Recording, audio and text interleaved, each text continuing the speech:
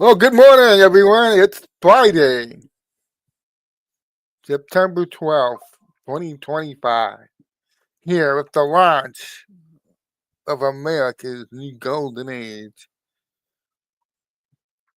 But just because we're launching a golden age does not mean everything is rainbows and unicorns and skittles falling from heaven. I mean, we still live in a fallen world where very bad things happen to good people. And, we have a real chance to change this. We are changing it, but it's going to take some time to do this. And, until we get it done, we are going to lose some people.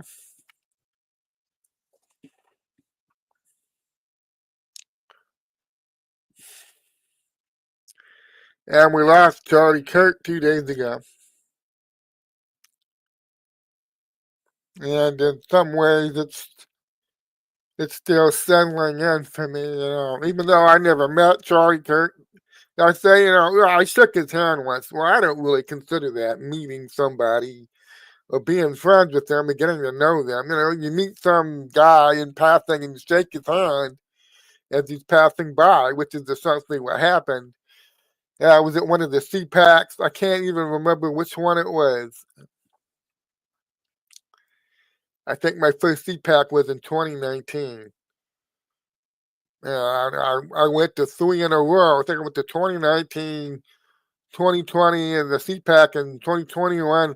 They did it in Orlando I think that was 2020. Well, maybe that was 2021. I can't remember. Yeah, the last CPAC I attended was 2023. So I'm pretty sure it was either 2018 or 2019 or 2020. Charlie Kirk was passing by with the entourage, shaking hands on the way. Yeah, I shook the man's hand. I got to meet him. I got to stand pretty close to James O'Keefe. So those were my two celebrity encounters at CPAC in those years. So I didn't even know the guy. I just shook his hand one time, and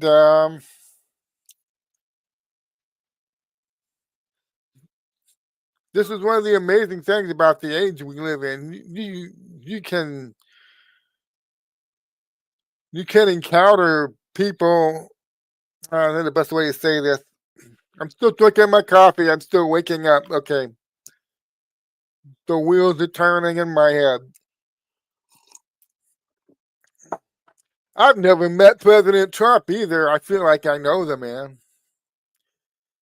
You know, before the modern age, somebody lived 100 miles away from your village or your town. You may see them on TV. When we were limited to 3 networks, and they were heavily censoring what you were allowed to see out there, the world out there that you experience, that you form the mental picture of the reality you're living in, that you form based on what you're told by authority figures is very different 40, 50, 60 years ago. Now they're now starting the press conference that they say they've caught the assassin. They've caught the suspect they were looking for. The guy who apparently was on a roof and jumped off of it.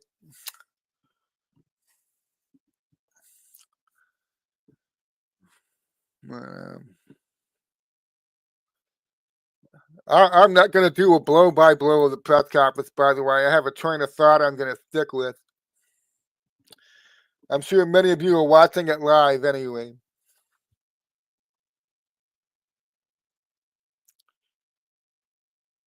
It's actually it can be a huge drawback or it can be a huge advantage that you encounter people in ways that was never possible to do that before via social media. Oh, that's a good question from Matt. What about Michael Flynn? Yeah, I've met Michael Flynn in person, I think, 4 times. Never for more than a minute or two. So, according to what I just described, can I say I really know Michael Flynn? I feel like I do. I mean, I covered his case for years, the legal case. I was in contact, regular contact with him, but it was all text messages, doing DMs and talking on Twitter. Well, everybody can see that, when we, I share his stuff and he shares my stuff, and we make comments. People see that, but there's also a lot of private communications and um, social media apps, private messages. So can I say I know the man? Well, I've only shook his hand like 3 times. I I got to give him a hug and talk to him for about a minute. It's the last We Awaken America tour event in North Carolina last year. So anyway, here's where I'm going with this. It used to be the only people who impacted your life and were able to influence you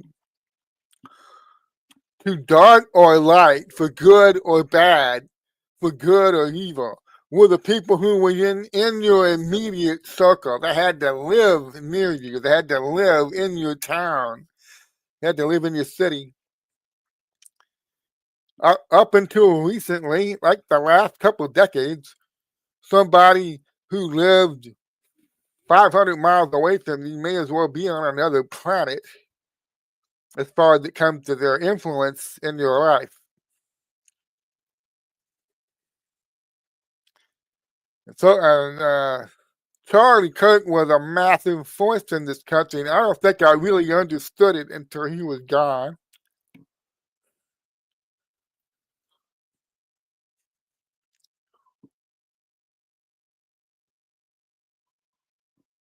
He was somebody who was fearless. He goes out there and he looks for people that don't think the way he does. He sets up events.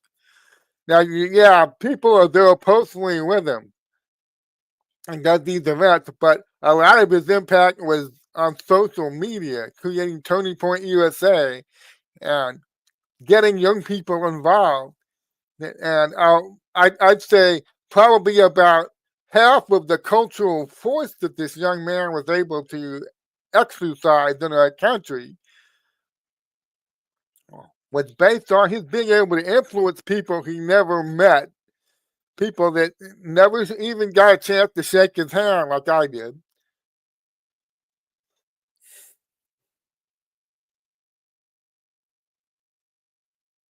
We live in a unique time, a unique culture. A lot of things are digitized. You are encountering people every day. In a sense, you will never meet them. I I've been in the same room with President Trump several times at CPAC, along with a couple thousand people, but I have never met the man. You understand what I'm saying?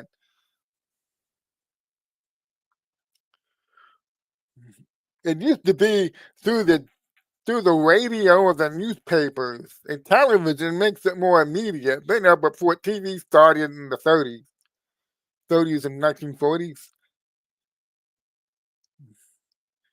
people could feel like they knew FDR or they knew, Woodrow Wilson or whoever by listening on the radio and reading newspapers, and they get the sense, of what's going on, who these people are.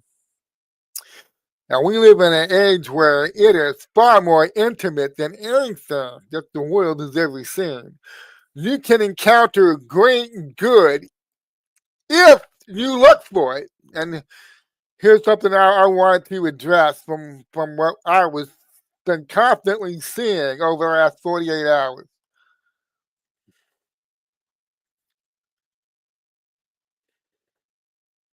The intimacy afforded to us by our digital age is also incredibly dangerous if you don't guard your mind. and you do not guard your emotions. Because there's some people that after Charlie Kirk was murdered, they want to go find every social media post by a screeching demon and highlight it and put it up there where everybody can see it and dwell on it and talk about it and engage on it and focus all their attention, like for the last 48 hours. Oh my God, look at all these people celebrating Charlie Kirk's assassination. Like we're just now supposed to be discovering, yes, they really don't like us, and they celebrate the death of a man they have never met, a father. They celebrate it. We live in a digital age where you can build yourself up positively, spiritually, or you can literally turn yourself into a screeching demon. It's up to you which it is. And I made some posts yesterday saying, look, if I want to hear what the seventh circle of hell is screeching right now about Charlie Kirk, I know where to find the abyss, okay? I know where to go and peer downward. I know where to find it. And I can stand there all damn day and listen to the demons screech if I wanted to do that. But I don't want to do that.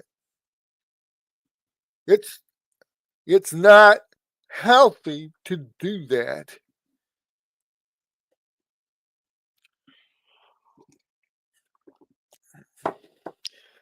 So I had to start muting a bunch of people yesterday. I know that we have a large segment of our society that is people debate, well, what is it? Are they crazy? Have they gone insane? Well, in a sense, yes. Are they evil? Well, yes. Wait, you mean it's possible to be crazy and evil? Well, I'm going to tell you something in this broadcast. The two go hand in hand. You can only be evil, I mean really evil now, in the dimension in which we exist, the world in which we exist, which is all light, by the way. It is. Created by a benevolent, loving creator. You can only be truly evil if you get crazy. You have to be crazy on a very real level to be genuinely evil. You must be nuts.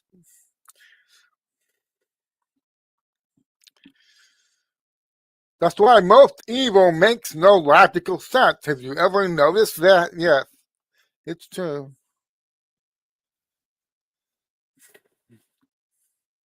So if you want to spend all day listening to people whose minds are literally unbalanced into the darkness, they live in the darkness, they dwell in the darkness. You want to spend all day discovering and encountering and maybe in ways you don't even understand, allowing people who are shrouded in darkness to influence you. You can do that all damn day if you want. Well, I'm educating people. I'm showing everybody how bad it is. Yeah, okay. Maybe that's what you think you're doing.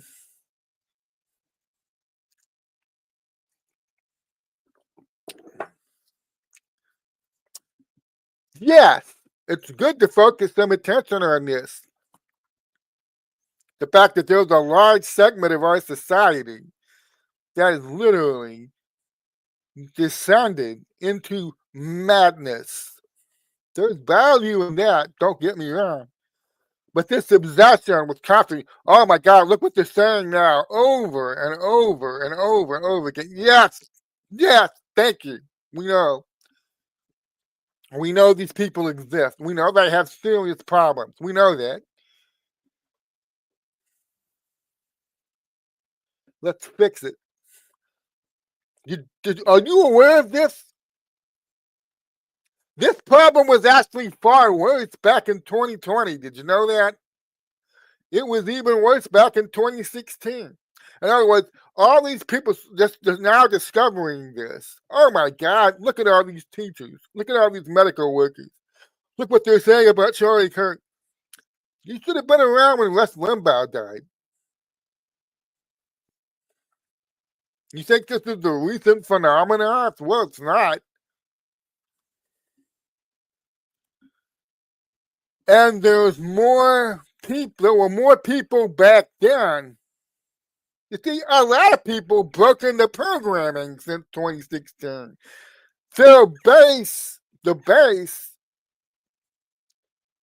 of the Democratic Party, the base of the Uniparty wing, the Uniparty Democrat wing, its base has been shrinking for a number of years now. And people say, well, that's why they're importing all these illegals, because they want to replace it. Yeah, okay. Illegals aren't crazy. They're not crazy. They're, they're being bribed to come here to replace us. Yes, yes, but don't misunderstand what I'm about to say. I'm not saying, yeah, the illegal immigrants are harmless. No, I'm not saying that. I'm saying they're not nuts. They haven't spent all of their developmental years being programmed and drugged to literally descend into madness.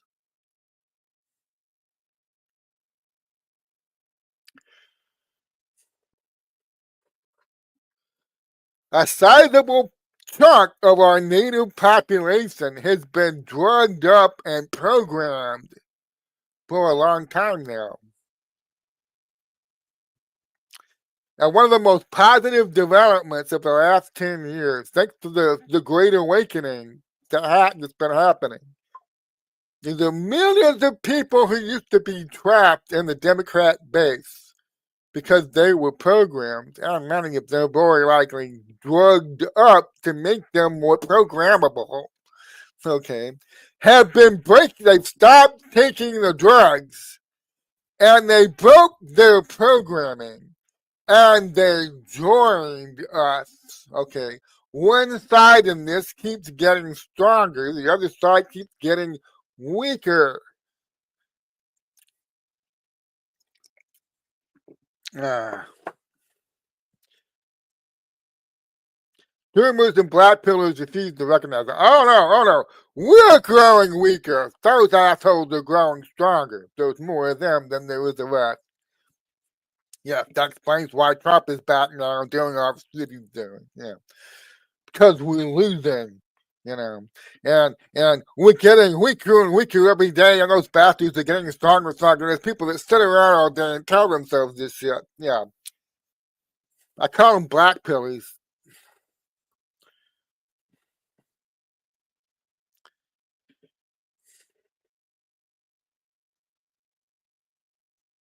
We're already fixing this. Did you know that? That the sizable chunk of people out there that are brainwashed and programmed and drugged into becoming literal screeching demons. And when something happens, I see something like a brilliant young man being assassinated, they cheer it because that's where they are, where they're trapped in the darkness. They've been led in the darkness. They've been drugged up, programmed, counseled, therapeutically guided and steered into the dark. I'll be getting this in a minute. Where the trans community came from and how they created it and why they created it.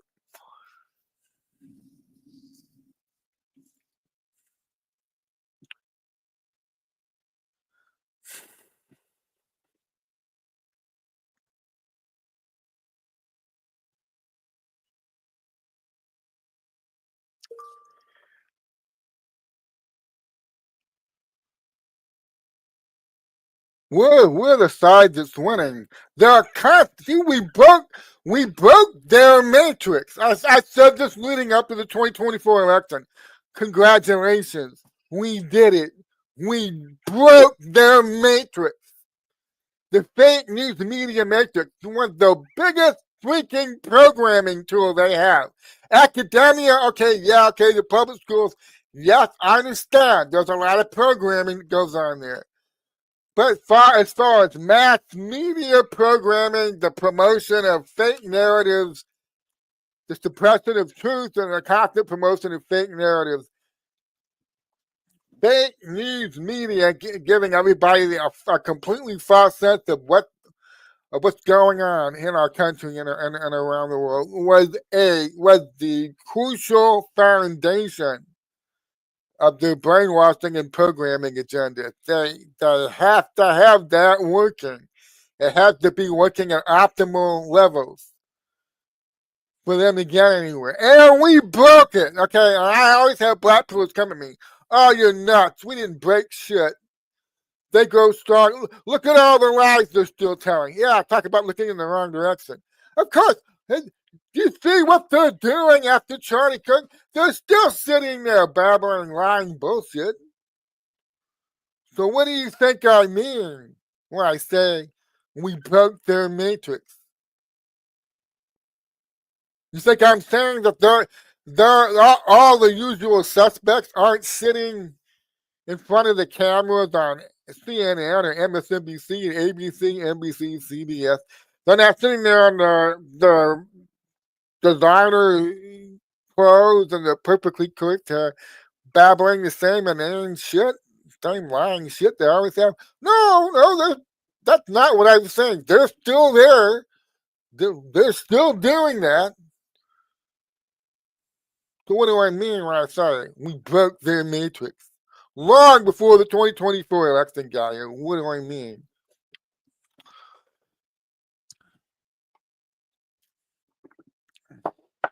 When I say we broke their matrix, I don't mean it's not still there. I don't mean they're still functioning. They still go on the air every damn night. On air 24/7, babbling the same scripted bullshit that they always have been babbling. I'm not saying we destroyed it and those people are off the air. That's not what I mean. When I say we broke the fucking thing, okay? When I say we broke it, what I mean is they have to maintain a certain level of cultural influence to have a real impact on real world events, where they can guide and steer the country's national conversation.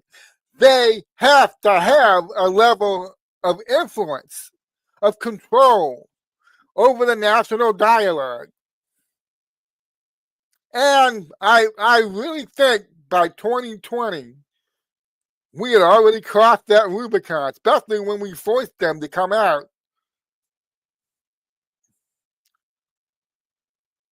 They weren't really ready yet to fully bring out the censorship state. That was supposed to happen under Hillary Clinton, gradually, incrementally. But Trump won. And so in 2020, they're forced to do all kinds of desperate shit to try to get rid of Trump. The pandemic, the summer riots, suppressing the Hunter Biden laptop scandal. And then they steal the election from Trump, and then they really had to crack down hard on social media, trying to draconian speech control all year long. They exercised it on COVID, the lockdowns, the masks, the mostly peaceful summer riots, the Hunter Biden laptop. You can't talk about that. We crossed that. We broke. That's when the amount of influence they had dropped to the point that we broke it. All during our lives, the people who were behind the fake news media matrix. They decided who was elevated in this culture. They decided who declined in this culture. They decided who got to be seen and who got to speak and who did not. They controlled that. I mean, do we even need to debate that? I mean, you accept that that's true, right? Well,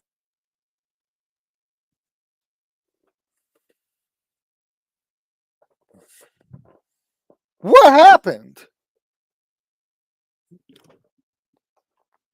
What happened? When did they start telling you 10 years ago?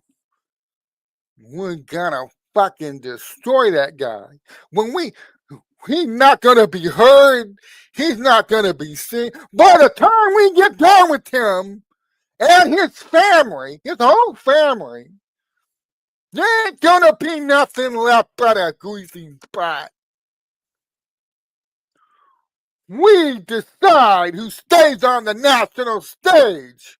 We decide who gets heard and who doesn't. We decide what is culturally acceptable and true, and what is conspiracy theory and marginalized. We decide that. Oh no, what happened? Oh, that's terrible. Oh, I'm doing Count Dracula. You know, oh, that's terrible. Oh, that's awful. What happened? Oh no. Ooh.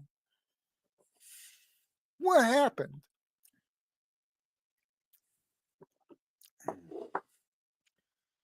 Didn't they say 10 years ago? The people who control the fake news media? Look at this clown.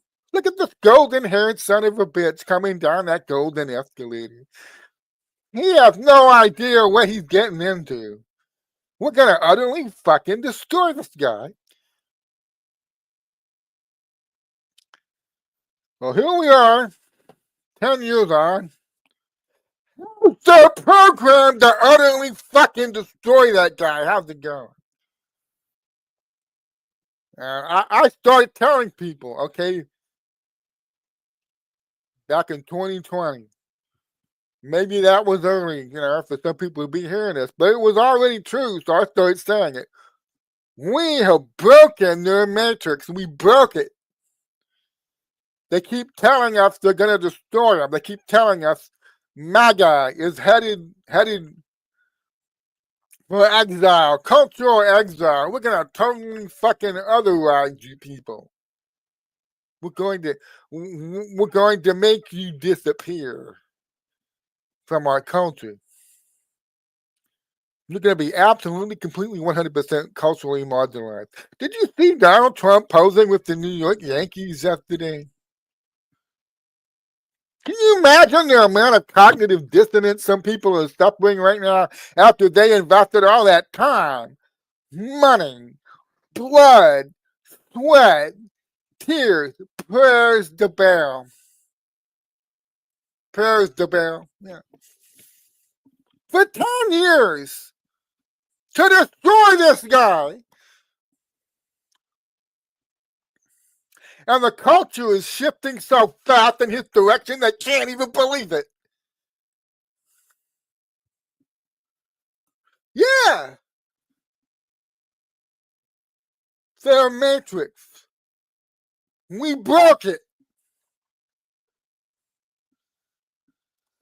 Now, just because we broke it, and they're not able to effectively program any of the young people in this country. I mean, really young people now, most of them. And Charlie Kirk is able to get in there. And like young men for 14 to 44 or whatever, they are 14 to 40, they've shifted 40 points to the right since 2020. The new programming they counted on their fake news to get most of the public to go along with, that programming is now being rejected. because their matrix is broken. Too many people woke up, and so they're no longer able. But now I'm not saying there aren't millions of people out there that they're programmed up to resume, and they haven't been able to break their programming yet. Yes, that's true. There are millions of people out there. Many of them are in there. You see all these elderly people at these obviously astroturf protests in places like Washington, D.C. Oh my God, the crime rate dropped in Washington, D.C. You better get out there and protest that. That tyrant Donald Trump, reduced all that black on black violence, and we need to get out there, our pasty white skin, and protest that. Yeah, because these people, they're being paid to do that, but a lot of them are in their 60s, they're my age. I'm 61, by the way, and they're in their 60s and their 70s. Some of them need walkers. They're programmed, they've been part of that, and they still watch, the nightly news programs every night. They haven't broken the programming yet. Yeah, so just because I'm saying we broke their matrix, I'm not saying there are people that still watch it that does still influence many people. I'm saying it's not influencing enough people to matter in our culture when it comes to stopping what Trump is trying to do. Their level of influence dropped below that threshold, and that's where we needed it to go. To launch a golden age.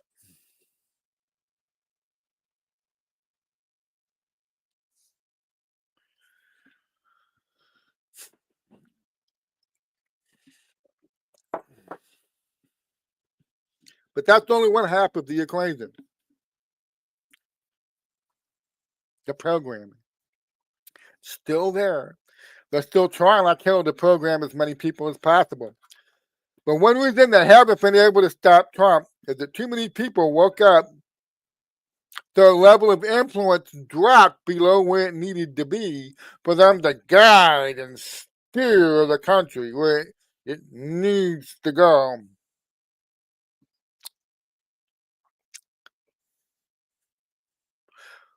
Hey, see, I'm looking at my watch because it said loud environment. The sound just went over 90 decibels, so you need to protect your hearing. I mean, my Apple Watch gives me weird messages all the time.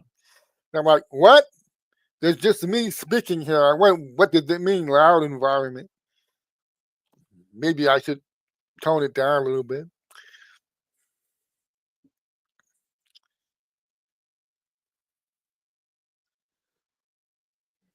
Let's go into the post that I did. I got it right here. Let's go in here and start looking at this. Um, this may look like an unrelated issue to what I've been talking about.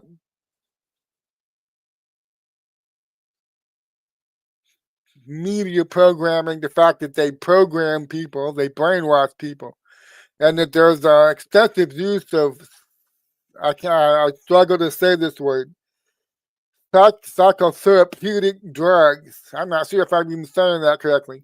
Psychology disciplines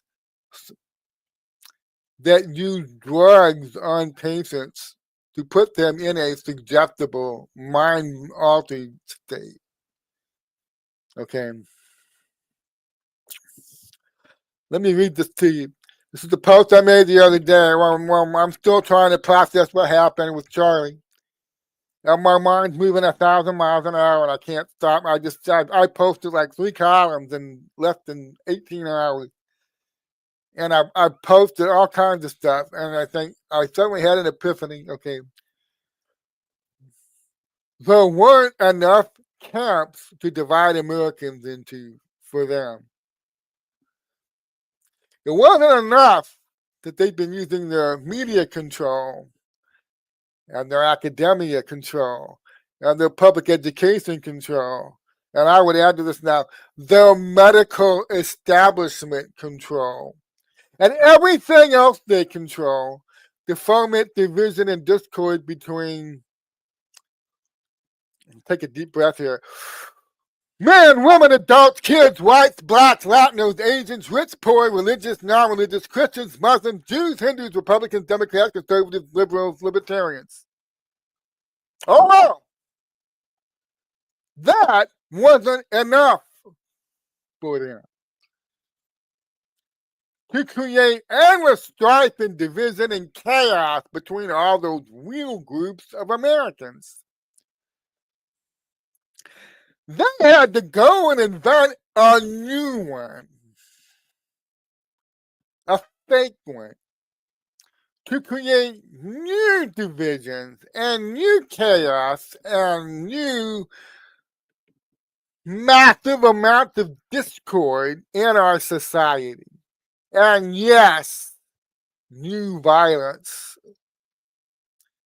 Number 22, trans. You know I'm right about this. Of course, that meme that I made about 2 months ago. Those Luciferians, man. They're the absolute worst, man. So here's one of those videos that people talk about, the trans demons out there, people who've been programmed and I'm going to bring this up in a minute. Drugged so they could be more effectively programmed. Yeah, like people go out there, like I said, those people who spent the last 48 hours, all they've been doing is running around and endlessly posting those videos of people celebrating Charlie Kirk's murder. And so I got to thinking, let's talk about how did we get here?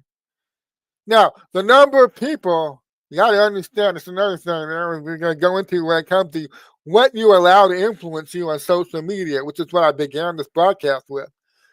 They're going to try to convince you that the number of people who are celebrating Charlie Kirk's assassination, his religious assassination, is very large. They're going to try to convince, they're going to try to make it look as big as they possibly can.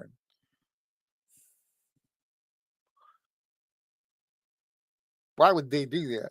Well, we're trying to show you how bad the problem is. No, that's not it. No.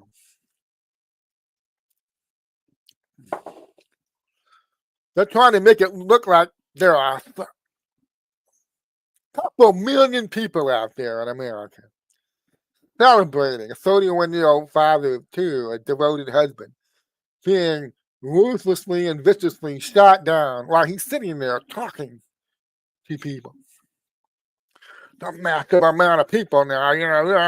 Our country's very divided now. You have to you better accept the programming, okay? Our country is massively divided, and you can't fix this. And all you people need to stop talking to each other. You need to hate these drugged up freaks that you see on TV. There's millions of them, and you need to protect yourself. And you fucking people need to stop talking to each other right this minute. And you all need to divide and split up and pull back into your camps. You white people get into your camp. You black people get into your camp. Gay people over here, straight people over there, rich people, poor people, Republicans, Democrats, break it up. Break up the huddle, okay?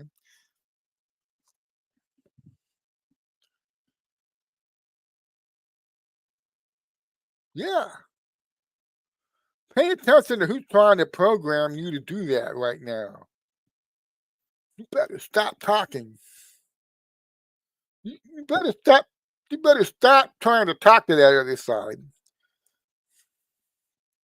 Did you notice over the last 8 years or so, before all the trans-related violence started happening, did you notice how hard it was getting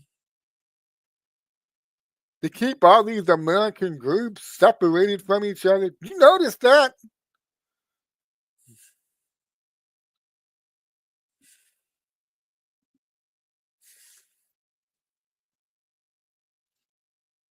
All the various barriers between the camps were coming down. Just spend any time thinking about that, seeing that while it was happening. And the big role MAGA, America First, and the Great Awakening played in that. These barriers were coming down, and Americans were uniting. And the chattering classes on the fake news media matrix realized they were losing their influence. They were not able to program the blacks and the whites and the Latinos and the Asians and the Republicans and the Democrats and the Libertarians and the Muslims and the Christians and the Jews. You people better stay away from it. You better stop talking. So the media wasn't able to get anywhere, keeping the divisions going. Because MAGA and America First was overcoming all of it. We were overcoming all of it. But they had an ace up their sleeve. Well, they thought they did. All right. I'm talking like a Luciferian now. One of these oligarchs families that's been behind our Western culture for over 100 years, setting everything up the way they want.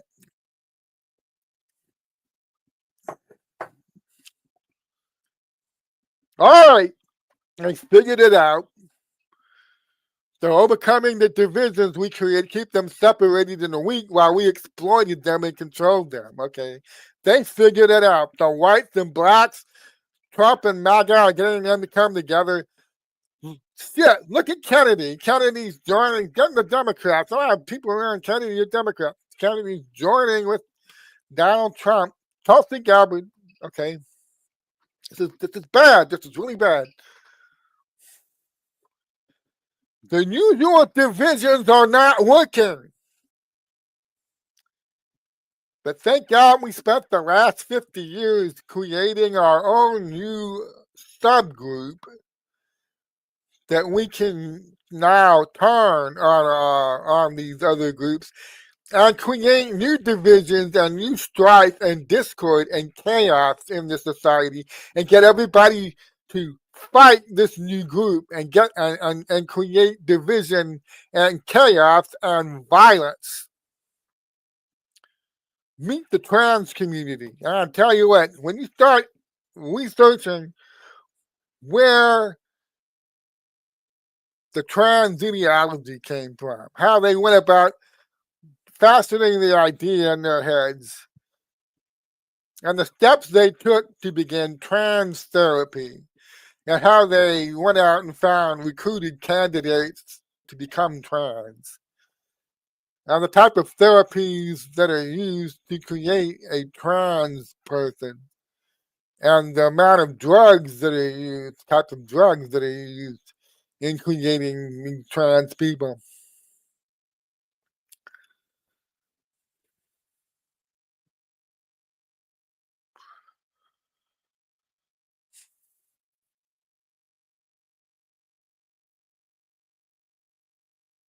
You think this is organic? You think any of this is organic? The new wrinkle to the mass shooting that's been happening over the last 2 years or so? How more and more these trans identified youth are doing mass shootings? You think that's just spontaneously happening all the time? You know, there's probably some people out there that tell themselves that.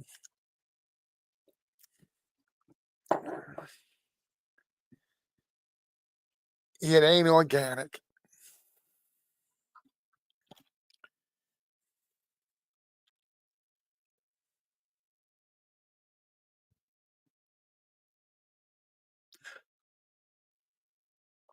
The old gender bender shit wasn't getting them the results they wanted.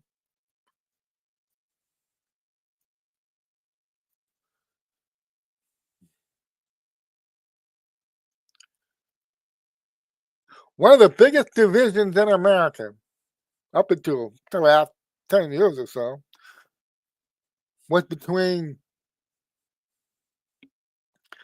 political conservatives and gays. Oh, wow, we can use that. We'll make use of that. What happened? Well, Trump fixed that. It's not the divide it once was. He had gay people actually working in his administration. He did that in the first time. Look now. He's doing it right now. Treasury Secretary Scott Bessent. Well, shit. How do we create division and discord and strive to get the Americans to divide from each other and stay weak? How do we keep them from uniting using the gay thing anymore? How do we do that? Well, it was getting harder and harder for them to do that. Now, I'm saying this as a Christian. I don't believe God makes anybody gay. Right? That's my own personal belief.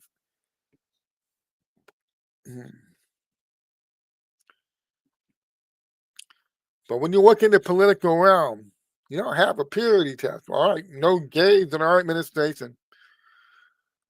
We'll draw the line there. So, there are various Christian, MAGA groups that tried that earlier on. You're here, welcome, but you got to be straight. And you better be a Christian. You can't be a Muslim. You can't be Jewish. You can't be anything like that. You got to be a Christian. Okay. They try these various litmus test shit. All right. And that did not last. I think it was a good thing that did not last. All you have to do to be MAGA and America first is be an American. I don't care whether you're a Jewish American, Muslim American, gay American, straight American, rich American, poor American, former Democrat American. I don't care. All right. People try to say, we got to do a purity test before you get led into the MAGA tent. And they tried this for a while. And Donald Trump was saying all around, he showed by example, this is not how we were going to build our movement. This is a Christian movement, and you got to be a Christian to join it. You're not a Christian CTFO.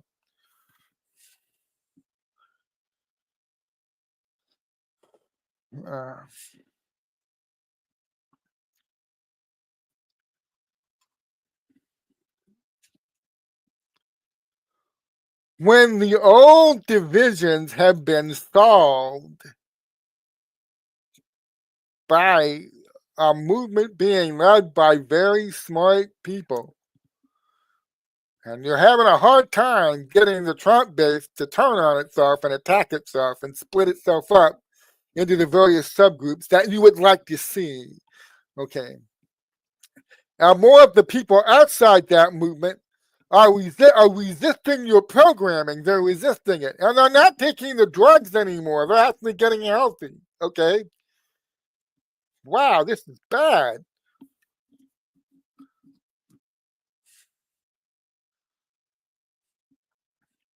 The MAGA America First movement, it's robbing us of our power and influence because it's bringing Americans together and uniting them, and the usual divisions are not working. Shit. And more people are defecting from our base to join the Trump base. That's bad. That's really bad. So we need to go into a rear guard action. We need to go into an action to ensure our survival. We need to find an issue that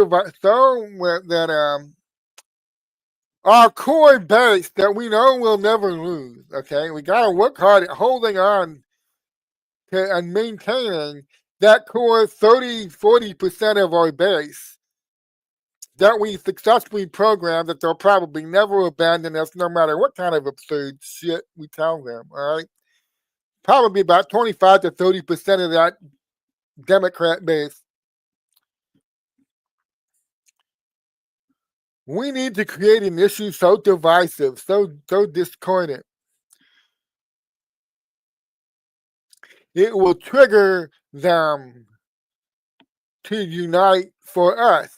Okay, and what they decided several years ago, they decided this. You have to understand, they know they're not winning right now. You've got to understand what they're trying to do. They know there's no big American comeback for the American left based on the trans issue. You all know that, right? They're not going to win the White House again fighting over trans rights. They know this. So what are they doing?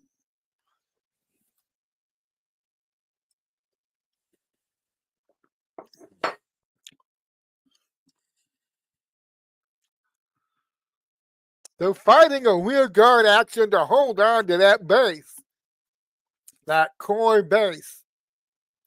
It's probably less than, I don't know, I think how many millions of people, there's almost 400 million people in America. We're talking less than 10 million here. 10, 15 million maybe.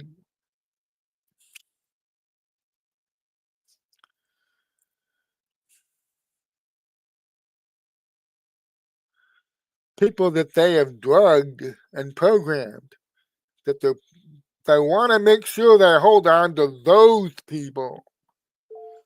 You have to give them an issue to fight for. You have to give them something to believe in, to the marrow of their bones.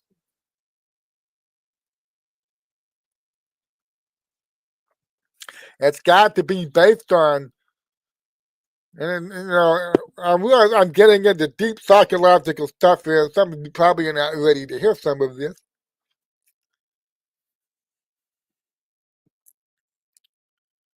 It's a loyalty test for the programmed and the drugged up. Millions of them had to decide several years ago which way they were going to go. Were they going to continue to go where their authority figures were telling them to?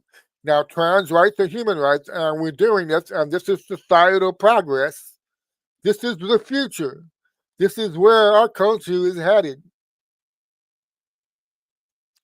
You're on board with this or you're not. And they had to make that decision. They're not making it right now. You can see from all the screeching videos that they've been making the rounds on social media. They made this decision some time back. It's not a recent decision on their part.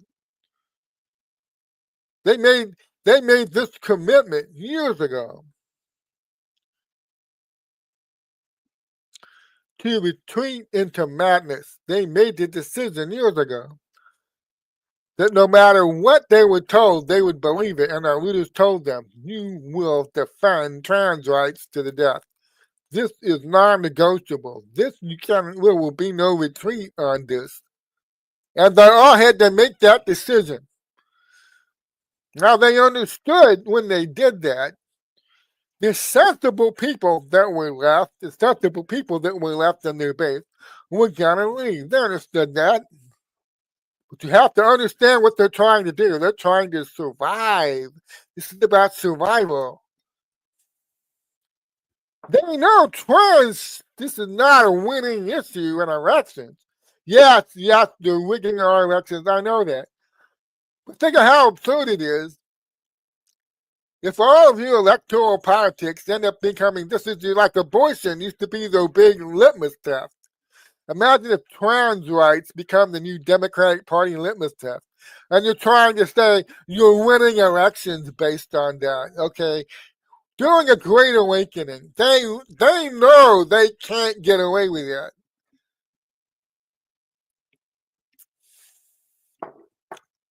So you're watching a weird God action about survival, about outlasting Trump, is what you're watching.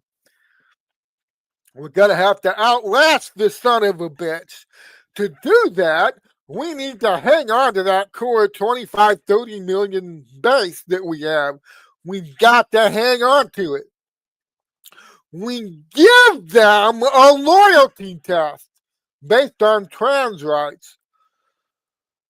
And we lead them into saying and babbling the most insane shit, but we create a devoted and fanatical community, and that's what matters.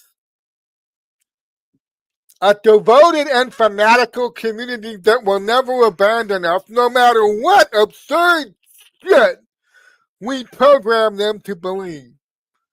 That's how we're going to survive this.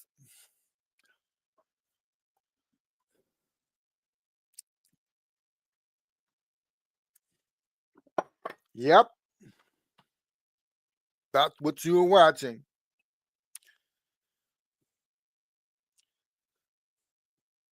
That's how the losing side feels. We've got to make it through the next 3.5 years. And here's how we're going to do it. The trans community is how we're going to do it.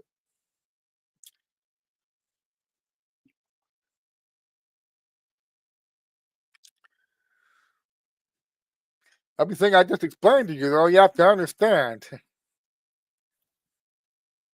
This is the best they could come up with on the spur of the moment while they're being hemmed on and they're losing all their influence all across our culture.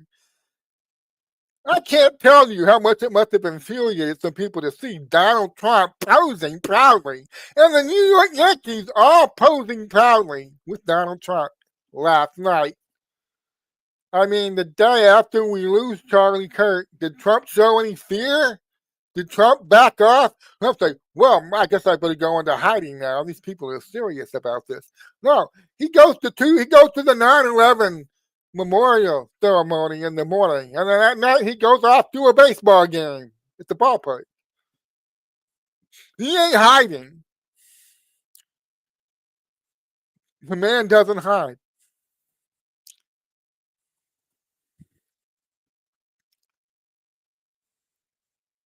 This is a desperate rearguard action from a dying cult, all right? And even as they're fighting a rearguard action to survive, they can't help but reveal the nature of their cult. And they can't help. And when you start realizing what they're doing, you start seeing, how did they do it? How did they create much of this cult that they can't? Cult support, a cult base. You have the cultists at the very top, the oligarchs families I talk about, okay? But they have the worker bees, the people they program to run the machinery for them. How did they go about building a base in our country? It's probably around 30 million people at this point. Well, I already talked about one of the things they did. They created a programming network. The medical industry, the academic industries, Hollywood, entertainment, books, movies, TV, and of course, fake news media. They program people. Let's get into the second thing that they do.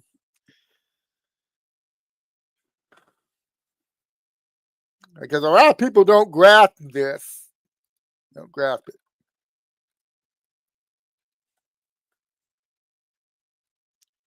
Oh, that's not. Let me go to this one. Okay. This is a post I made yesterday. Okay. I'm just saying, have an open mind with this now. Have you ever considered the possibility that, just go with me here for a second, the Luciferian cult has only been building an anti-human base of support here in America by drugging and brainwashing people? Have you ever considered that? And the cult is getting really upset because some of their base is now refusing the drugs. And they're breaking their programming and they're joining us. Yeah, that probably would piss them off. You understand why the cult is so angry that we broke their matrix, interrupted their new programming, and how alarmed they are about what Bobby is doing at Health and Human Services? Ever had that train of thought? This is the kind of shit I wonder about while I'm waiting to fall asleep at night.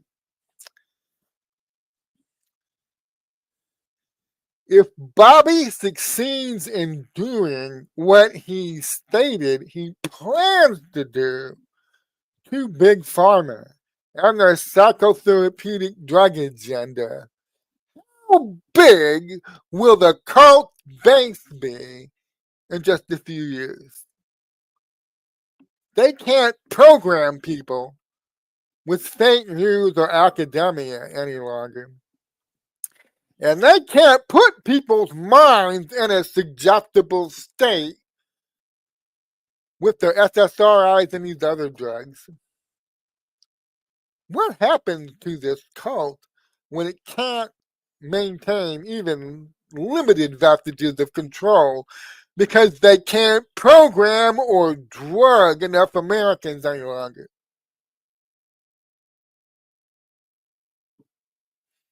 You know, that's an interesting question. Keep your eyes on what Bobby is doing at Health and Human Services.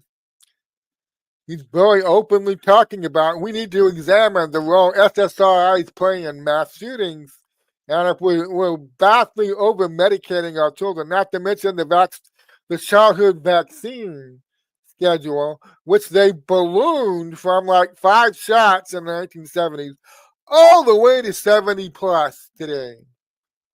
What role does that play in making people easy to program?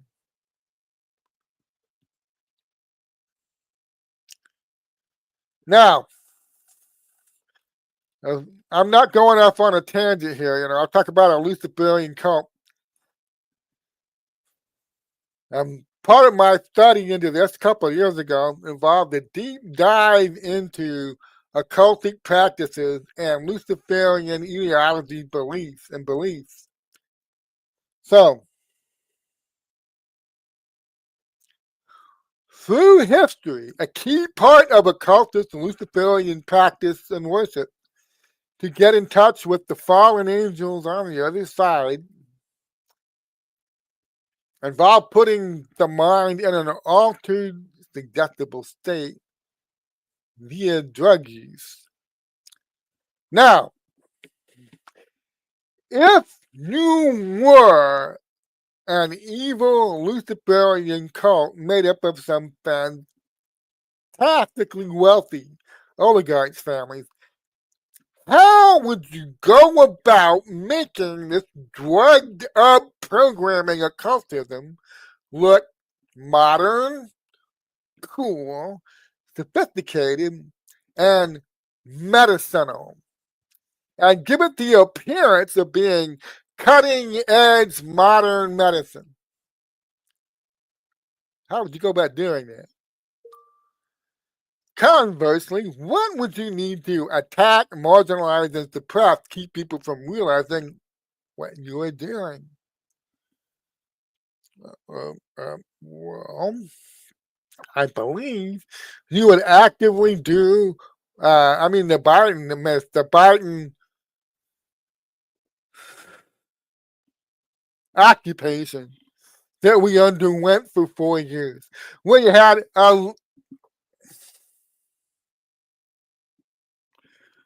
some young guy with fake tits literally walking around the White House grounds, stroking and farming. I threw up in my mouth watching that. It's going to be hard to explain to people, 10, 20 years from now. Yes, this actually happened at our White House. Okay. That Biden occupation that we went through, all right, you elevate an ideology that involves anti-humanism to the nth degree while you are actively attacking Christianity and trying to suppress it. You go back and look at what the Biden administration is doing. Now, Obama was much more subtle how he went about doing that, okay? Doing that kind of shit. Our gay faggot, former Muslim Brotherhood president.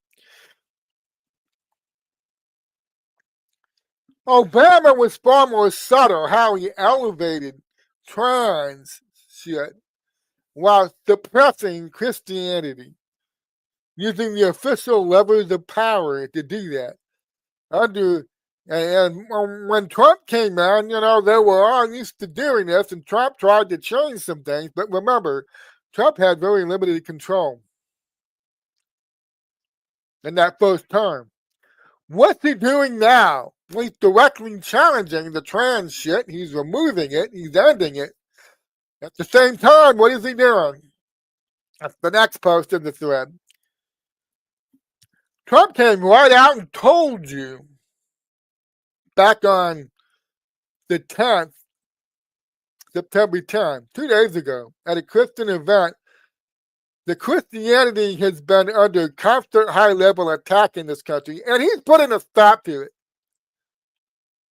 So the country's waking up to the fact that a lot of Americans have been programmed and drugged by a nefarious entity, much of it foreign based.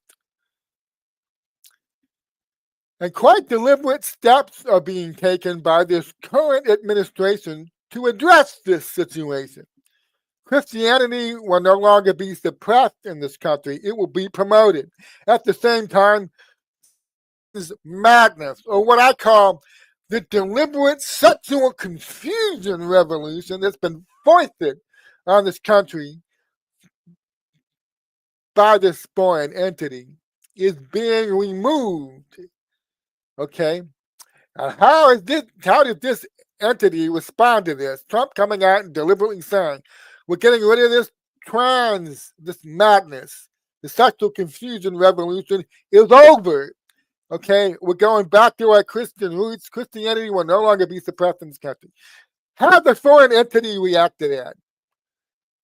They went out and they found the most public Christian speaker fearlessly and publicly advocating for his faith, and they put a bullet into his neck as a warning. And this is not going to end how they hoped.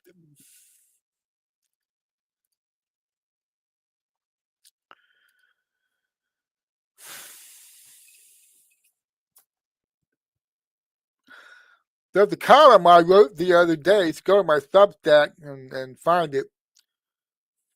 Let me put it up there real quick. Okay, a lot of people do not realize this, that all the shit you see going on in the EU right now, the European Union and the UK. Yeah, I know there's people that all day long they show the new free speech outrages going on in Europe, going on in the United Kingdom. People being arrested for posting on social media. They're trying to sue Elon Musk into oblivion because they want to rigidly control speech in their country. Get that disinformation out of here, because people being able to freely speak and share their ideas is dangerous to a fascist state, because it means their official narratives are constantly being challenged. And when your official narratives are bullshit, and it's so easy to challenge them and take them apart, and you're a fascist, this makes you really mad, okay? And the fascists over there in the United Kingdom and in the European Union are really upset that they can't keep their lying bullshit official narratives from being destroyed. And so they're cracking down and they're implementing ever more draconian measures on their own people that they have control over. Okay, let me get this up here.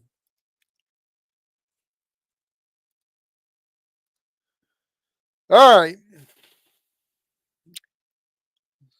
So yesterday, as I was going over what had happened, it hit me. Everything we see going on in the EU right now, in Europe, and in the United Kingdom, we're supposed to be having that here. Did you know that? We're supposed to be seeing people thrown in jail for social media posts on a wide scale basis. We're supposed to still have our speech rigidly controlled right now, just as it was in 2020. Let me go over the column really briefly for you, because let's see, I've been talking for, see how long have I been going? A couple things I want to get through. Oh, my hour and 9 minutes. Okay. Let me do this briefly. Okay, the side that lost the speech control war here isn't taking it well. And this could get more people killed before this is over. Because I don't think you can avoid this. Charlie Kirk was targeted because he was a free speech advocate. He was somebody who wanted to bring people together to talk, engage in speech on a public square, share and exchange ideas, try to convince each other. That is the heart of the First Amendment, of free people debating ideas. Okay, and we have organized, well-funded, not all that secretive, revolutionary movements in our country on the left that are not happy. They're not happy right now. Let me explain why, okay? First of all, in case you don't know what that picture is, I believe this is from 1972. This is the Weather Underground event called the Days of Rage, where they were staging, a literal revolutionary event to go out there and break shit and attack people, called the Days of Rage, because their message of radical communist socialism, Luciferian shit, had been rejected by the American public. The American public had voted for Richard Nixon. And so the American public needed to pay. So all these radical lunatics got together and held a Days of Rage event. One of the biggest lies propagated in the illusionary, fake Luciferian world in which we have been living here in America for all of our lives is that political violence has its forever home on the American right side of the political spectrum.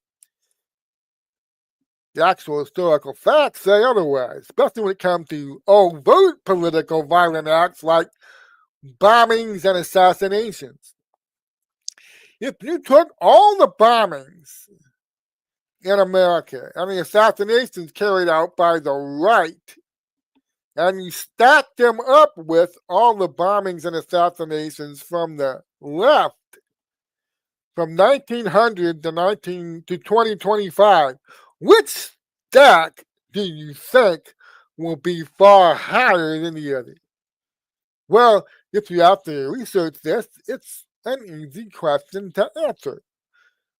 Just one, I did not just research this on Chat GPT. I researched this on several websites and several resources. But Chat GPT, I liked how it summed it up, so I did a screenshot of it. Chat, how many domestic terrorist bombings were carried out inside the United States from 1965 to 1973? From 1965 to 1973, the United States experienced an unusually high number of domestic bombings, many of which were politically motivated. The best available estimate comes from FBI and congressional reports of the period. Between 1970, I could narrow this down, by the way. I could have said, tell me just how many bombings there were in America, political bombings now, acts of terrorism in the United States of America just from 1970 to 1972. I could have asked that. Between 1970 and 1972, the FBI recorded more than 2,500 bombings across the country, averaging 5 a day in 1970. A 1970 Senate report noted that 4,330 bombings and attempted bombings occurred in the U.S. from January 1969 through June 1970, though many were small scale and caused little damage. If we stretch back to 1965, the numbers are lower at first, mainly civil rights related attacks. Yes, there were some civil rights related bombings, but 1965 is also when the anti war movement started picking up. but they accelerated sharply after 1968. So putting it together, from 1965 to 1973, the U.S. saw on the order of thousands of domestic bombings, likely in the 3,000 to 5,000 range, depending on whether you count only successful detonations or also attempted planted devices, that were found before they went off and diffused. And hardly anybody remembers this. I mean, oh no, why? What happened? Why did they memory hold this? I think I know why they memory hold it. What's been their talking point for the past 30 years? What's been their talking point about the American right? Now, the American right is dangerous. There's a right-wing extremist segment over there. You really need to be on your toes. These people are going to turn violent and launch terrorist attacks all across this country anytime now. We better be on our toes and watching these people. They're dangerous. You can say 40 years. Yeah, we can say since the 1980s. And the order with Robert Matthews. They've been claiming this shit. There's secretive right-wing groups out there, man. And they're meeting out the white supremacist movement, out there meeting in the woods. Are they just a bunch of white trash losers, or are they more than that? Are they building bombs? Are they getting ready to do terror campaigns all across the fooded planet? Ooh, we better watch these people. 40 years we've been hearing this shit. Why? While they memory hold this. Why? So why does the myth persist that political violence lives on the right? And the country must constantly be on guard for it. When in actuality, the political violence is almost always coming from the left. And I wrote about this at the time Donald Trump ran for president for the first time back in 2015. They kept trying to associate him with people like David Duke and Timothy McVeigh. You don't remember Timothy McVeigh? The right-wing Christian Oklahoma City bomber. After they spent years to that point, years, predicting a massive wave of right-wing domestic terrorism was coming, they got down on their knees and they thanked bail that supposedly that one guy finally showed up and killed a bunch of people in Oklahoma City by setting off the truck bomb. Well, that's what they told you happened anyway. After about 20 years at that point, claiming that the right-wing violence, the right-wing terrorism is coming, while they worked furiously to memory hold the thousands and thousands of domestic terrorism bombings that happened from the left in America. Over 2,500 in a single 2-year period, 1970 and 1972. By the time they get to the 80s, what are these fucking people telling you? You gotta keep your eye on those right-wing Klan guys out there, the white supremacists. They're coming. They're coming any day. All that right-wing white supremacist terrorist virus, it's just out of sight right now, over the horizon, but it's there. It's coming soon.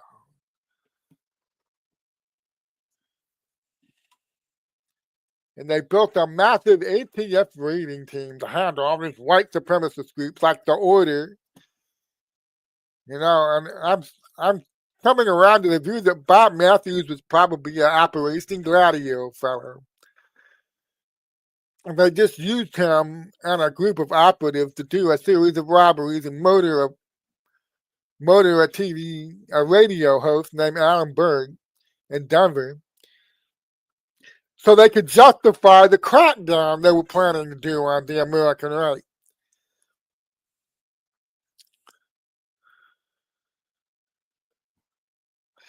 But by the 80s, they're telling you, it's just out of sight now, but it's coming, and we need to be ready. And so we got Waco. They needed a showcase rate because a couple of years went by. Where's all the right wing terrorism? But you guys, Congress, they're being asked to allocate all this money to pay for that reading group. Where's all this? Where's all this right wing terrorism you guys said was coming? I'm like, oh shit, we got to do something. We need a showcase raid. We need a showcase raid. Nothing. You will ever wonder how we ended up with Waco?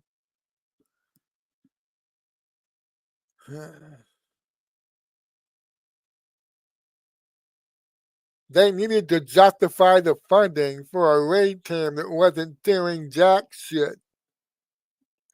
I'll sum it up for you like that. Okay, so why does the myth persist that political violence lives on the right and country must constantly be on the guard for it?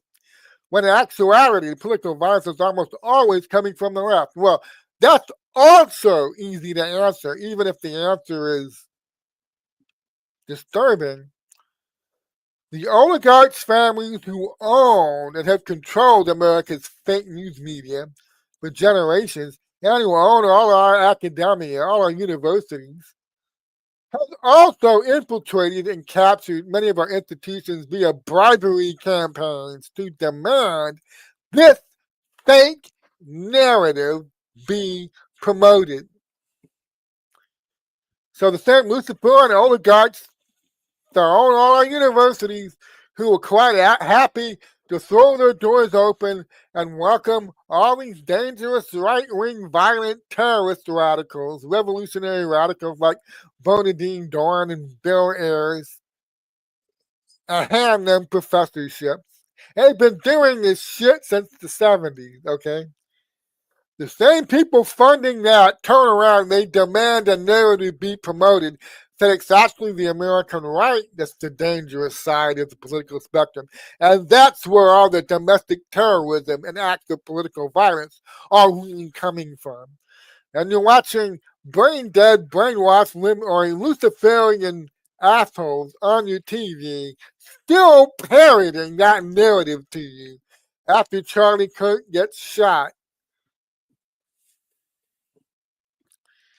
But to make this narrative look good, this fake narrative now, it's always the right. The right is the problem. To make it look good, the violent revolutionary era of the 1960s and early 1970s has been deliberately memory hole. It's not helpful. It's not helpful for their narrative. Everybody remembers all the violent shit the organized revolutionary left was doing in this country 60 years ago. So people born after 1990, when I discussed this, several times they looked at me askance when I talk about the thousands of bombings that took place in America, carried out by the radical leftist revolutionary groups, just a few years. They seem to think that maybe I'm exaggerating this or that I'm making it up, but I am not. Currently, the leftist leaning people running the EU and the UK are trying to crack down on right wing violence by controlling hate speech or disinformation. They're doing their noble job that they've been elected to do by instituting draconian authoritarian speech controls on their own populations. Because that's what a noble public servant does. So the program currently underway over there to stop hate speech and disinformation from the right isn't all that much different from what certain people were very much hoping to bring about here. You have to understand this. Just a couple years ago, 2020 wasn't that long ago.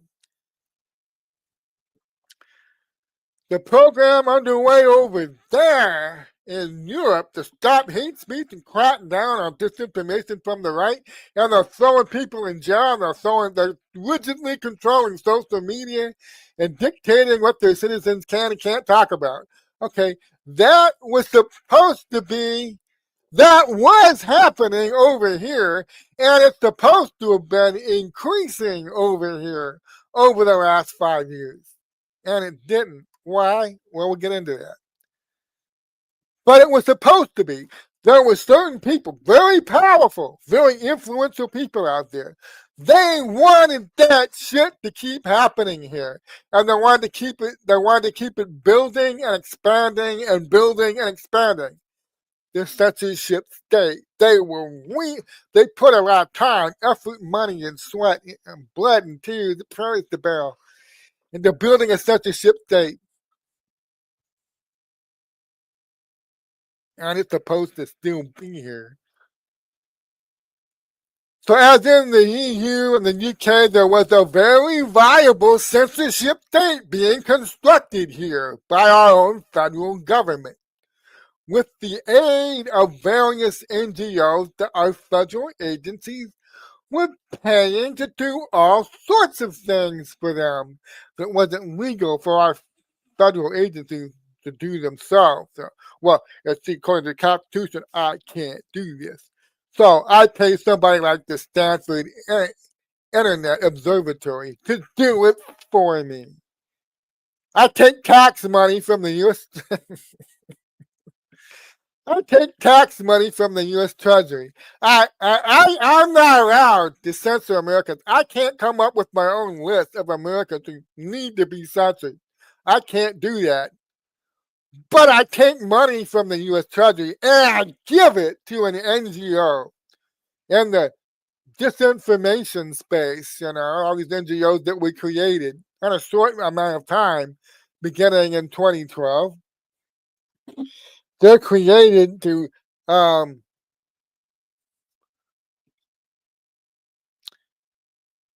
fact check and do disinformation studies. Okay.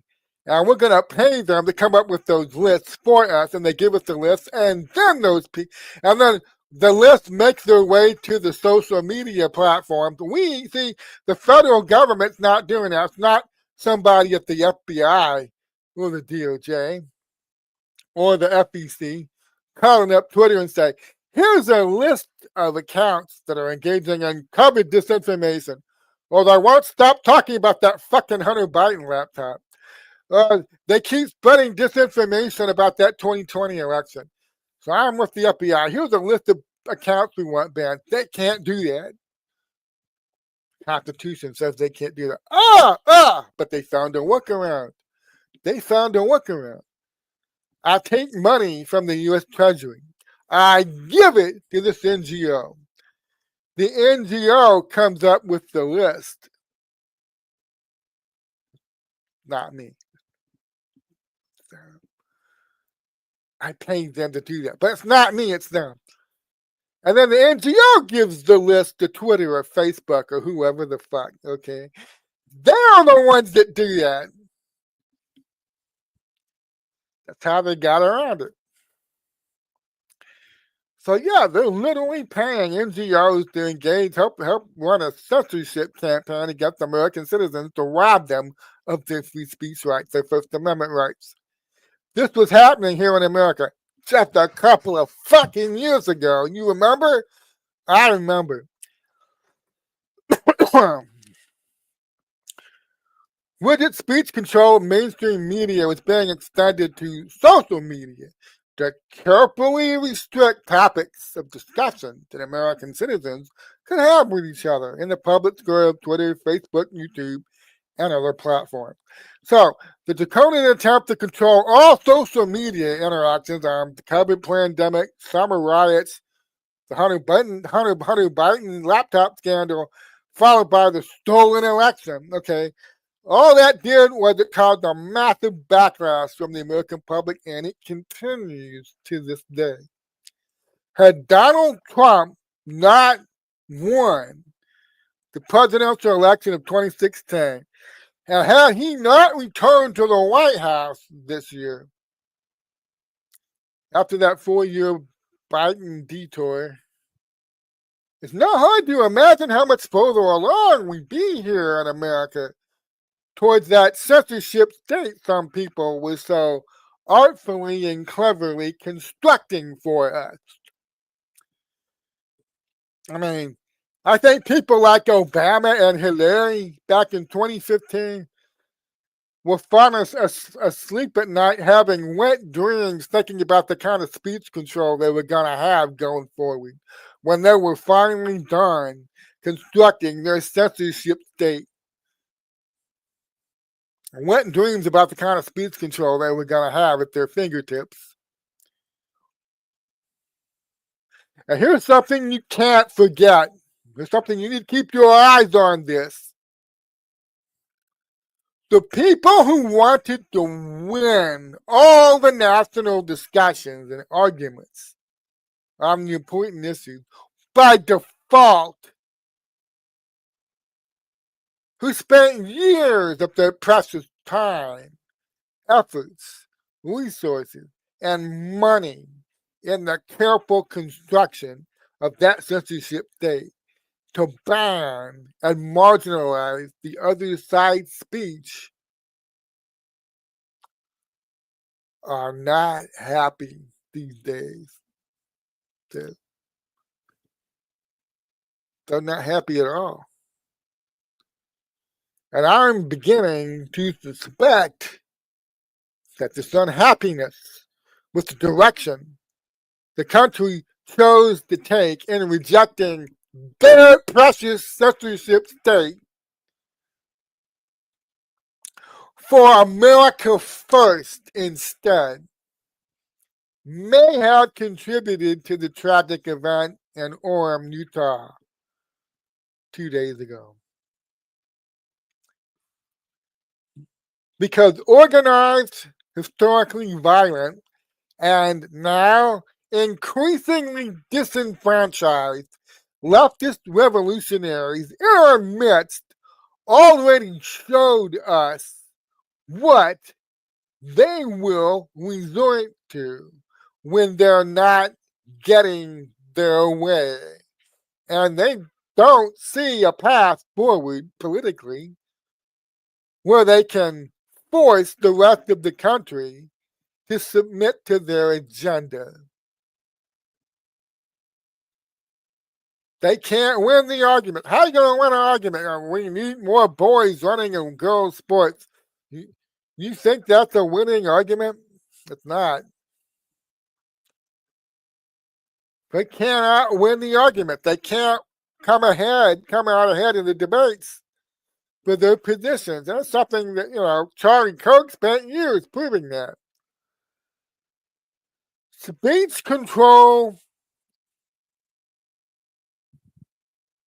national public square control based on, getting rid of hate speech and disinformation.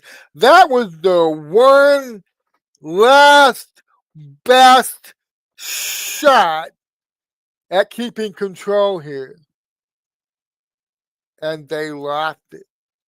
They took their best shot in 2020.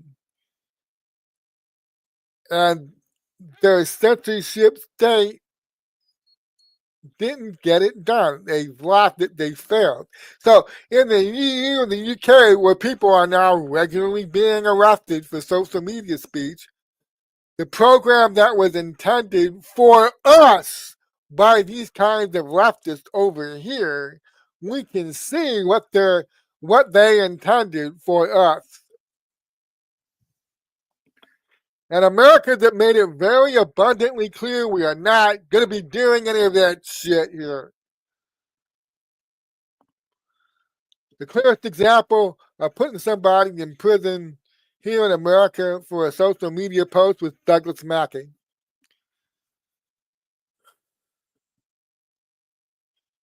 He's named after that Charlie Sheen character in Major League. Wild thing, Oh, Ricky Vaughn. Did a joke meme about, put the wrong date for voting. And yes, they sent him to prison for that. That was an outlier, however. Over in the UK right now, they're doing that on a regular basis now. They did get to do that maybe one time I'm aware of here in the United States. Here's a guy that made a joke, man. And they sent him to jail based on, of course, this is one of the first things Trump reversed when he came back in. The Americans have made it very clear we're not going to continue with this censorship state program. The only reason you motherfuckers got as far along as you did with that shit is that enough of the country was asleep for you to get away with it. You hid most of what you were doing while you were constructing it. What you were actually going to use this fact-checking disinformation shit, what you were going to use it for. You hid that from everybody. It wasn't until 2020 when you tried to control what the nation was able to say about your COVID lies. You tried to control what the nation was about to say about your official summer riot lies. You tried to rigidly control what the nation was allowed to say about the official Hunter Biden laptop lies.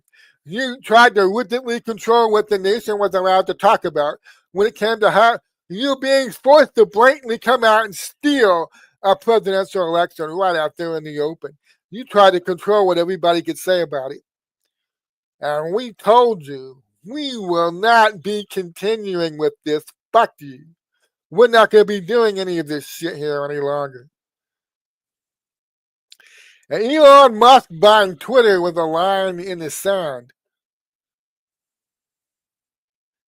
The other side putting a bullet into Charlie Kirk's neck is their response. You cannot take this out of the framework of what's been happening for the last couple of years. The people who tried to implement a censorship state over Americans, they haven't gone anywhere. They're still here. They don't have the amount of power they used to enjoy. They do not have the amount of influence they used to have. They're watching it all slip away. They're watching all the cultural gains, the institutions they thought they would always have control of. They're watching their hands slip. That iron-fisted grip they had on these things, their hand is slipping. They're panicking.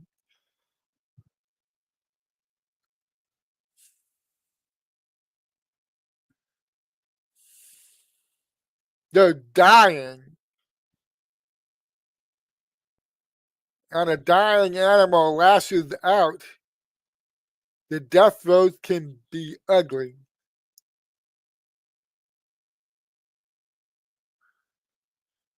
Some elements of the left clearly intend to repeat the historical playbook of the revolutionary groups of the 60s. They watch more and more cultural ground they had really thought they would forever hold. Suddenly they're watching it being surrendered to that grinning motherfucker with the golden hair that they've been trying to destroy that son of a bitch for 10 years now. I'm sure some nights when they're lying awake now, they're not dreaming of the censorship state. They're lying there wondering how in the blue fuck have they ended up in this position. After 10 years of trying to destroy this guy, not only is he back, he's exposing all of their control. And he's uprooting them. And he's taking the control away from them. And he's giving it back to the last people that should ever be allowed to have that control. The American people. Got to absolutely gall this shit out of them. So they're watching all this control being lost.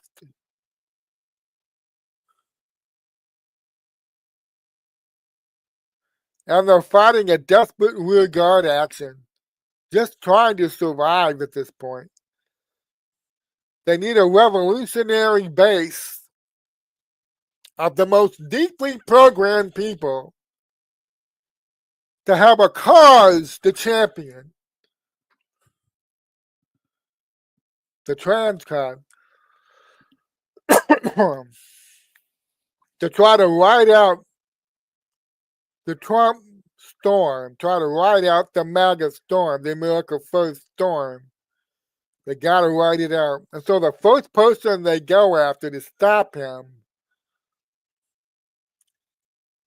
is this precious man who gets both sides to talk to each other. And I'm just gonna say this to any people that are watching out there that are saying, I'm on the fence, I'm not on either side. Okay. You better choose. First of all, you don't have the option of being neutral. Don't lie to yourself like that. But you better choose your side in this fight with great care. If you choose the violent side because you adopt these Luciferian beliefs and you're not going to question your programming, and you have no problem with violence to advance your causes, if you're going to choose the violent side because you know you can't win the public over by arguing and debate, and so your intention becomes to terrify the country into submitting to you, you're going to end up receiving exactly what you deserve. Because I have no doubt which side is going to win that fight.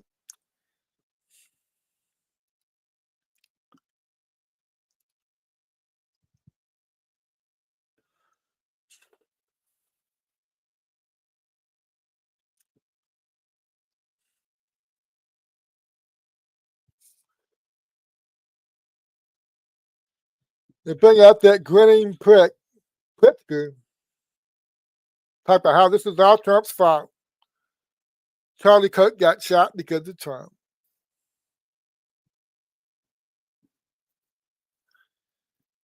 Luciferians, man,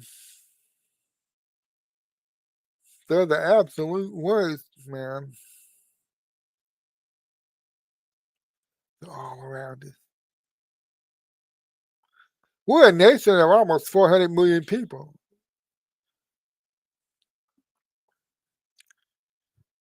And there's probably 20 to 30 million people in here. They've been programming and they've been drugging all of their lives.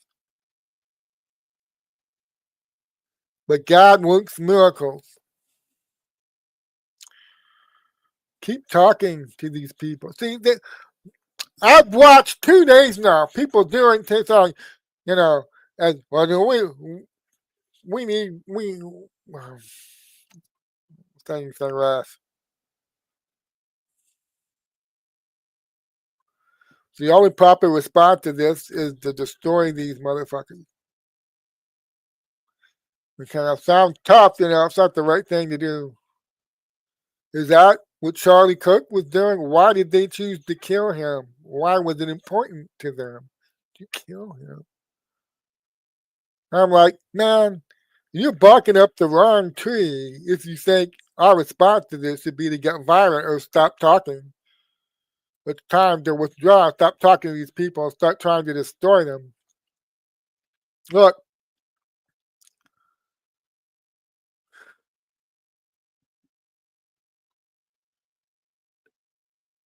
we've been reducing their base. Like I said earlier, we've been winning for some time now. Their base has been shrinking for over 10 years. And a lot of the people that are now 100% MAGA are former drugged up, brainwashed Democrats. Now, is that core that they have left at this point, are those people going to be harder to reach? Well, yes, I wouldn't deny it. But because they're going to be harder to reach, let's not waste our time talking to them. How have we been winning for 10 years? Was it by being violent? Was it by not talking to the other side? Is that how we were winning? Is that how we put Trump back in the White House? How do we put Trump back in the White House? Talking, engaging, reasoning together. Trump got Bobby Kennedy to join him. Oh, that's a Democrat. I don't talk to those assholes. Is that how we've been winning? How has Trump been building his base for 10 years now? Growing it and growing it and growing it. How has he been doing that? By not talking to people in groups that don't like him. Is that how he's been doing it? Yeah, what do I see people saying for the last 48 hours? I see them essentially telling me that Charlie Kirk was a dumbass, he was wasting his time, he got himself killed, that that's not the way to go. And whatever it is that we need to do, it's not what Charlie Kirk was doing because that doesn't work. It doesn't work to try to talk to these people.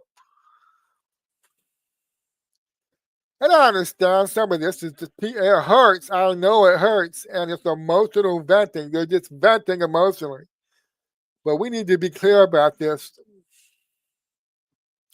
We're going to keep winning exactly the way we have been winning. And we were winning because we've been doing what Charlie Kirk was doing, converting our enemies into our friends. That's how we've been winning. What's the cult desperate to get us to do? They're desperate to get us to stop winning. How do we stop winning? We stop talking to our enemies. That's how we stop winning.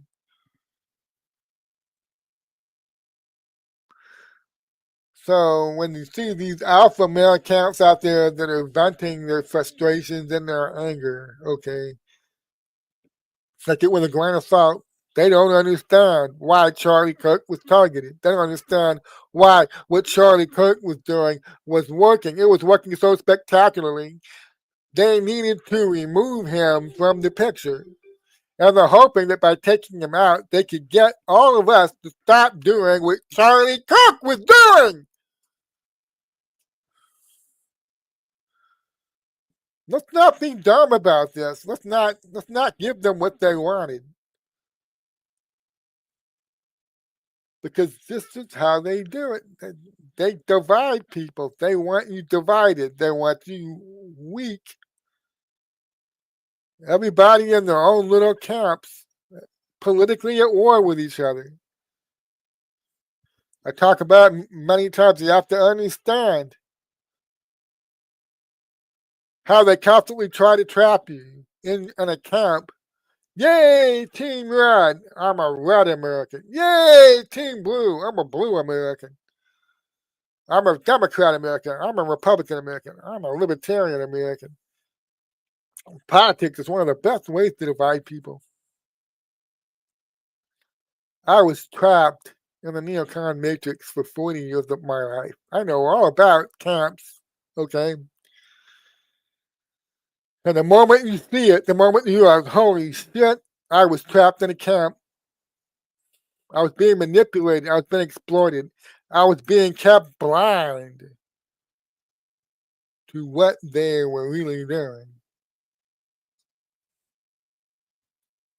They don't care which camp you're in, as long as you're in one. They don't give a shit which camp it is.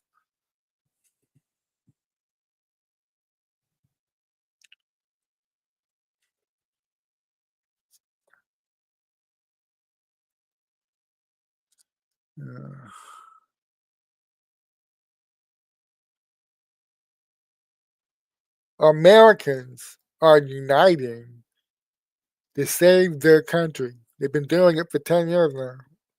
Well, it was already happening before Trump, but Trump is like a lightning rod. Like I said in that column I wrote the other day about that poor woman in Charlotte. Trump's a lightning rod. They can't stop the signal any longer. They used to be able to suppress the signal. Keep everybody on the dark wavelength, everybody on the dark frequencies, So they kept that to keep everybody divided, keep everybody controllable. When Americans start uniting, blacks, whites, Asians, Latinos, gays, straight, Muslim, Christian, Jewish. When Americans start uniting, it's powerful. And there are organized groups of people out there, very highly organized. Shit, they're uniting. How do we stop this?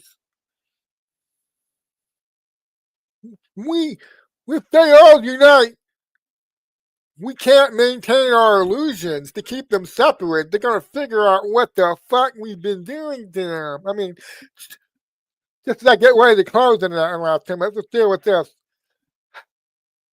How have they maintained enough of an illusion to get enough of the public to go along with the fake as fuck narrative that nothing can be done to stop this crime in our urban cities? How do they go about that?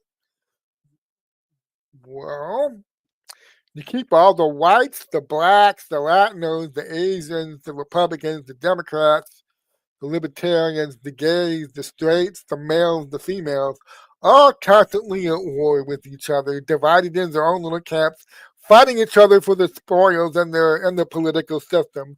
That's how you keep it going. That's how you do it.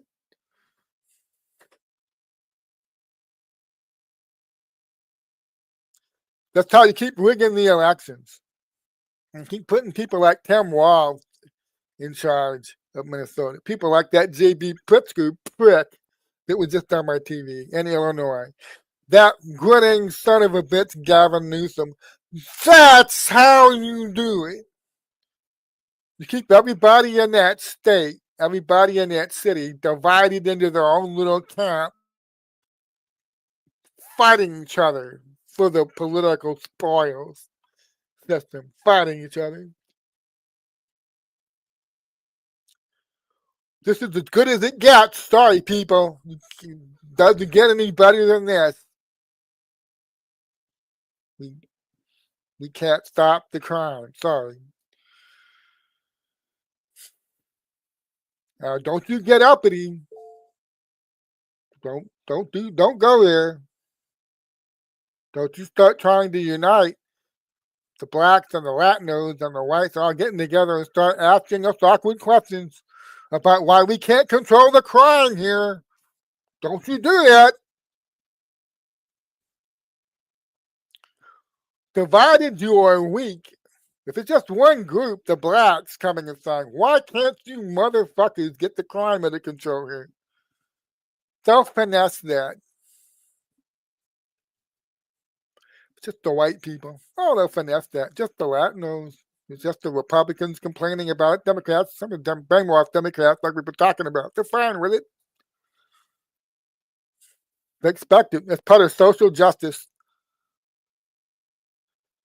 But when everybody in the fucking city unites and they come together on one crowd, all the whites, blacks, Latinos, Republicans, even Democrats, moving libertarians coming together, everybody, why the fuck can't you get crime under control in this city? Oh, well, now they've got a problem. United, you are strong. And now they're going to have to deal with it. So what do they do to keep that from happening? What do they do to prevent that?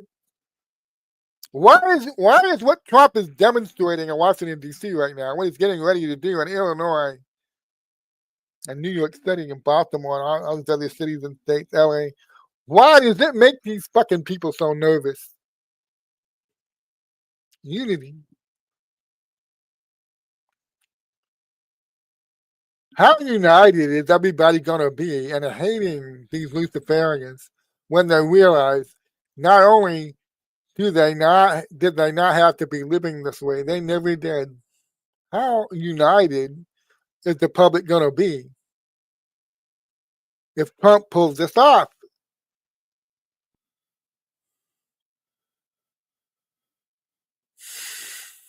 Division is the key to their power. Division is the key to their control. They keep you divided, they keep you weak, they keep you controllable. So when a big act of violence happens, like that poor woman getting her neck stabbed on that train, they send out these fucking politicians that they own. The puppet politicians come out in their expensive designer clothes and their immaculate hairstyle, and they boble to the cameras about more gun control and hiring more police officers. It's all an act. It's all absurdist theater. They don't mean it. And then they blame Donald Trump Republicans. And when everybody knows the reason the bodies are stacking up in the morgue is their own crime policies. Everybody knows it, but nobody's united enough to get in their faces en masse and take these motherfuckers down and make them change it. The public hasn't been united enough for that yet. That's why they constantly run that play in their playbook. Well, yeah, okay. So one of these shuffling, several dozen shuffling zombies. You know, Charlotte's not that big a town. I'm saying that somebody's never been there. Okay, let me rephrase that. Compared to New York City or LA, Charlotte's not that big. Okay, I have no idea how many shuffling zombies they actually have in Charlotte, but I'm going to say probably 100, 200. This guy was just one of them. There was a lot more than just him there, okay? But compared to New York City or whatever, it's probably a much smaller number. I say 100. Shuffling zombies. Arrested, let go. Arrested, let go. Violent crime, let go. Violent crime, let go. Probably about 100 of these guys. The Carlos Brown Jr. is just one of them. And I'm saying, well, okay, another body in the morning. Poor girl sat there, holding her neck. Yeah, it looks bad. She bleeds out. Probably wondering how in the hell this can happen to her in a modern American city. We got to finesse this now. We got to finesse it. So we take the page from the playbook, okay? And they put on their designer clothes and make sure their hair is styled real nice. And they come out there and they burble to the cameras about gun control and more police officers. We just need to finesse this for a couple of days, and then the news cycle will go elsewhere. And we'll continue to be able to stack the bodies in the morning. I mean, nobody be putting any pressure on us. Now, some of you struggle to believe that this is what's happening, even though you've been watching them do this for years, watching them do this for decades. The shuck and jive in front of the cameras. They come out and do, I call it the gun control shuck and jive. AOC did it yesterday. One was like a walking, talking parody at this point. Comes out and does the gun control shuck and jive and blames Trump. JP Pritzker just did it on my TV. Comes out and does the gun control shuck and jive and blames Trump. It's a play in the playbook. They're still running it.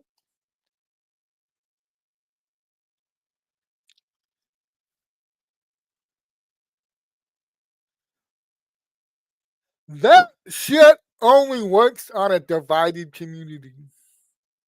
What Trump is about to do, he is about to unite the tribes. You understand? He's about to unite the tribes. He's doing it right now. I mean, sure, they bring a bunch of paid white protesters to protest his draconian takeover of Washington, D.C. But what's happening where it counts among the people who actually live in D.C., the black people, the white people, Asian, Mexican,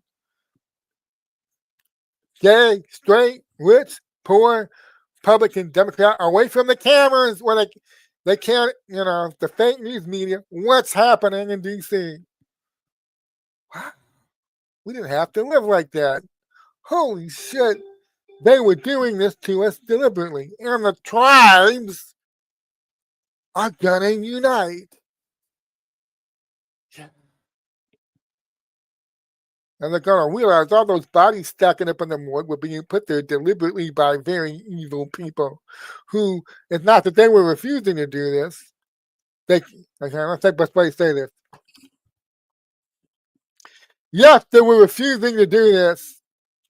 But here's the thing: is a lot of people can't quite bring themselves to have this train of thought. If they wanted to stop the killing, they would have by now. They'd have done it by now if they wanted to. And so, and here's another problem people have. They grab onto the first explanation that makes sense to them, whether it's accurate or not. So even if they manage to have the train of thought to this point, they keep winning elections. They keep being reelected. They keep implementing absolutely insane criminal justice policies and social policies on our city. They encourage homelessness and crime and violent crime. And they keep letting the criminals go. They keep emptying the prisons. If and then you keep going and you arrive at the thought, are they doing this on purpose? Are they allowing people to be killed and injured on purpose? The evidence says yes. Because if they wanted to stop it, as Trump is just demonstrating, they have the resources and the ability to stop it, but they won't do it. So they could stop it, but they won't. Why not?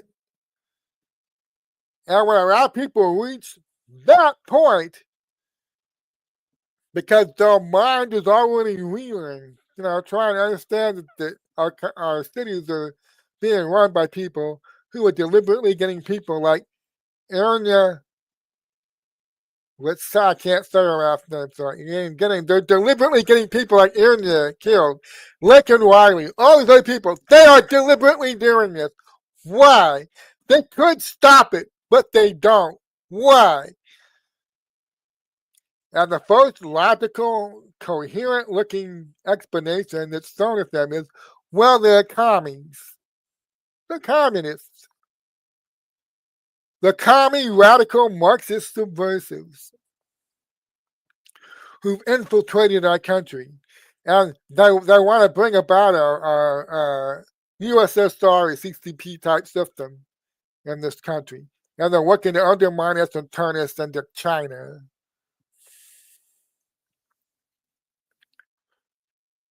No, that's not it.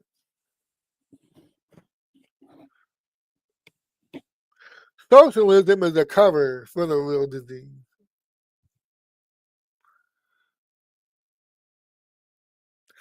They're not communists. They're not really socialists. That's just another lie. And it looks logical and coherent when somebody tosses it at you. Let me tell you the real reason they could stop the killing, and they won't. It's not because they're commies. It's because they're Luciferians.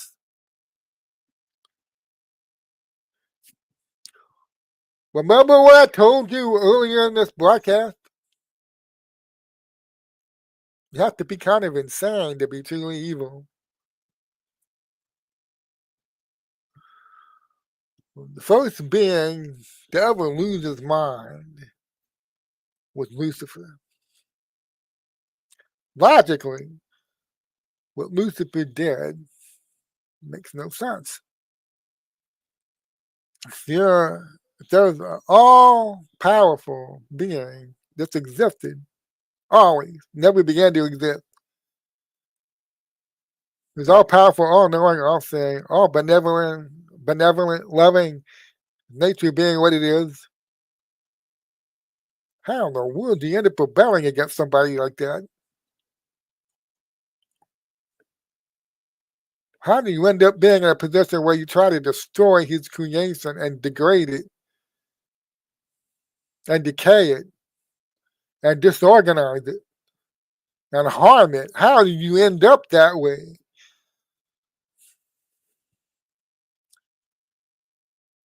you go crazy. Logically, rebelling against God makes no sense whatsoever. So the first lie that Lucifer ever told himself was about God's nature. He said he comes to believe God isn't what, I've got a bunch of messages right now, and of course it's all spam. So phone is now silenced. Here's where I'm going with this, all right?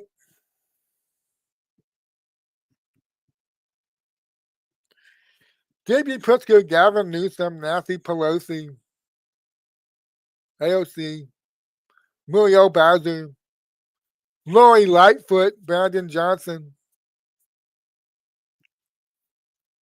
could have stopped the killing long ago. They didn't. Not because they're communists, but because their minds are given over to a darkness. They have willingly given themselves over to the dark.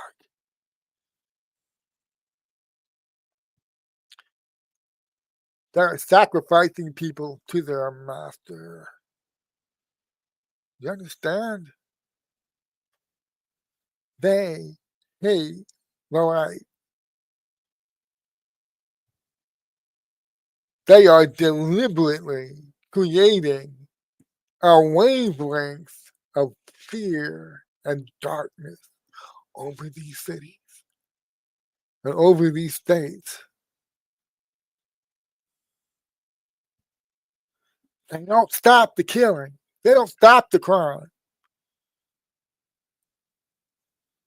because they love it. They love the dark. And I know some of you struggle to believe this, okay? And you want to accept, well, it's the communist ideology. And it's like, well, I can't make an omelet without baking a few eggs. And so, I get a couple people killed this year. I invariably, if we keep letting these violent criminals out, they're going to kill people. But our commitment to communist ideology remains firm, okay? And that makes sense to some people, all right? But I believe you got to dig in further. You got to go deeper than that. They don't stop the killing. They don't stop the crime. Even though they could, they don't stop it.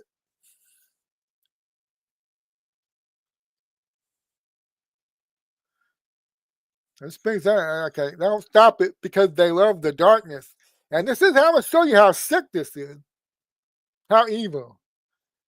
They've actually stolen tax money from our treasury for decades to set up a system, a criminal justice system, in which it is lucrative for them. They make money off of continuing the violent crime and the death and the drug trafficking. That it is financially, they are financially invested in it. They made a system where they're not only getting off on getting people killed because they love the dark, it's become financially lucrative for them to allow it. A lot of this shit that's been going on, some of it is funded by domestic Americans. Yes, it's guided and controlled by Americans. But a lot of it is from overseas, and a lot of it's from people who are not Americans. And yes, they've been deliberately subverting this public safety in many of our states and our large cities. There was an organized, well-funded campaign to subvert the public safety and stack the bodies in the morgues. This is a national security issue. So when people tell me, I don't understand. Yeah, okay, sure, man. Trump could put the guard in D.C. How's he going to do that in Chicago? How's he going to send down the National Guard to Chicago? Or Philadelphia? Or Baltimore? LA, San Francisco. How's he gonna do that? He's got no control there. Oh well. What if just go with me here? What if they trace the money? And they know they're not. They're waiting till they're ready to rule. Everything is prepared. They have enough real control now of the military and the DOJ and the FBI and all these other, you know, parts of the federal government Trump never had control of the first time around. They're waiting to have enough control of that. They're going to roll it out.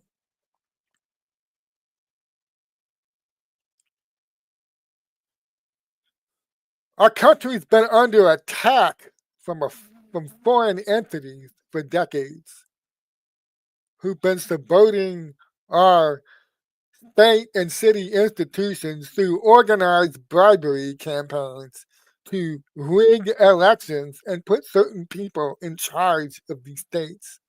And then they beat the citizens into the earth, literally, by carrying them over and over again. And the neocon media helps them do this. You voted for this. You can't really feel sorry for those people in Chicago. They keep voting for these fucking people. They voted for this. Let them have it. I hope they get it good and hard because they keep voting for it. What if you find out that our elections are fake and gay and rigged, and that none of these fucking people have actually been winning any elections? The only reason they're here, that they're stacking the bodies in the morning, and that they could stop the crime, but they won't. They could stop the killing, but they won't. What if you find out the only reason they've been allowing that is that they're bought off, they're bribed to rig the elections so they can stay in office, and they're bribed to allow all this killing and allow all this violent crime and allow this literal fucking pall of fear over their city? What if it turns out they're bought off and bribed to allow all of this by a foreign entity? Is that an act of war? Is that a national security matter?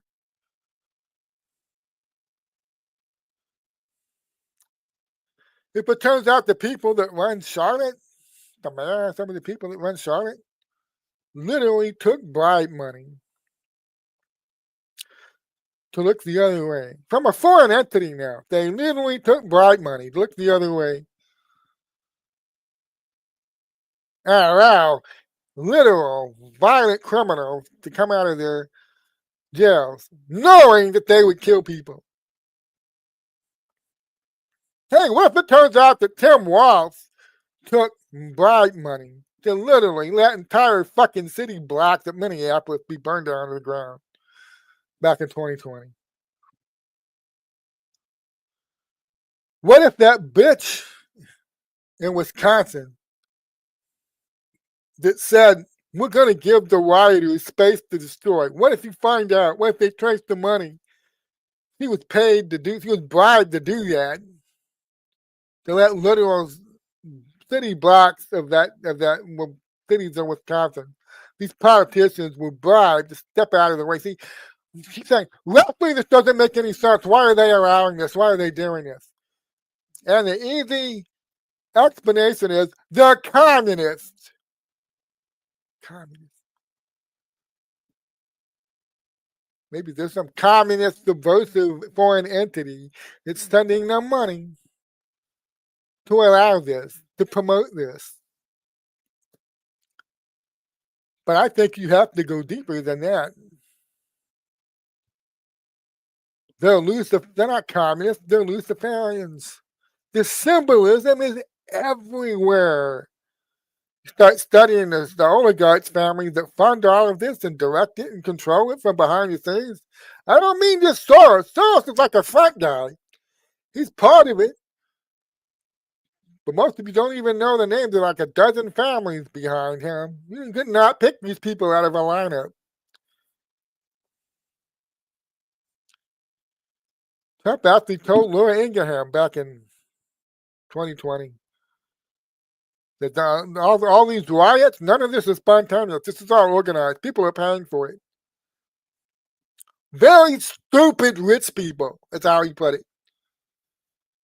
And he didn't emphasize it at the time, but a lot of these very stupid rich people that funded literal riots in which Americans were killed, hundreds of billions of dollars of property destruction occurred. A lot of very stupid rich people that were funding that and directing it and controlling it and making it happen are not Americans. Define an act of war for me. Define what a traitor is. If you take money from a foreign entity to allow literal war to be made on the American public because a rigged election was held to put you in office, and now you're going to literally help a foreign entity make war on your own citizens through the violent revolutionary groups that these people fund and control and direct, and you're bribed to step out of the way and let them do their thing. Define a traitor. Well, you see, we're not officially at war, so give me a break.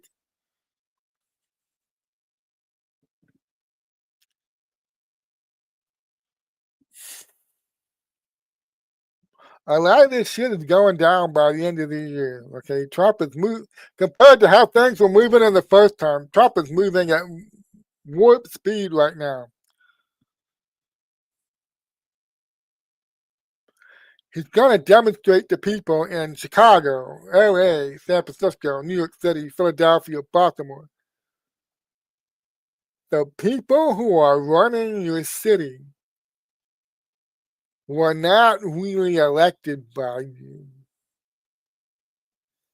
And the reason they've been implementing policies that are literally grinding you into the earth, despite all your protestations, and they rub your face in it. Ooh, you voted for this. Okay. These people were bribed to step out of the way and facilitate an attack on the public safety. And that's why I can send in the fucking Marines. Yeah. That's why I can send in the National Guard. A foreign entity bribed its way into enough influence over these cities and states to literally make war on the American public in a surreptitious fashion. And I have uncovered what they have been doing, and I'm going to get rid of these motherfuckers.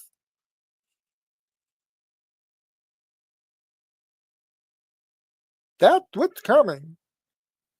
He's not making any sense. I see people say, oh, the doom pulls the truck. He'll lose his nerve any minute now. He's not really going into Chicago. Oh, he won't go into New York City. He's talking shit as usual. He won't follow through. Susie Wiles or somebody will talk him out of it. Oh, I don't think so. They went after him. They tried to blow his head off. They went after his family. They just killed his friend, Charlie Kirk.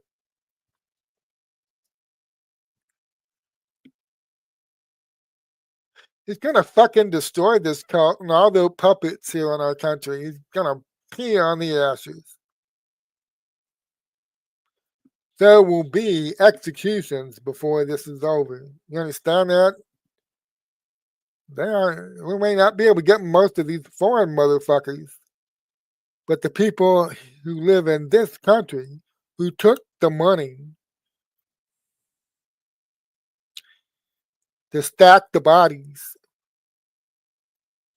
and facilitate the human and drug smuggling and this child trafficking.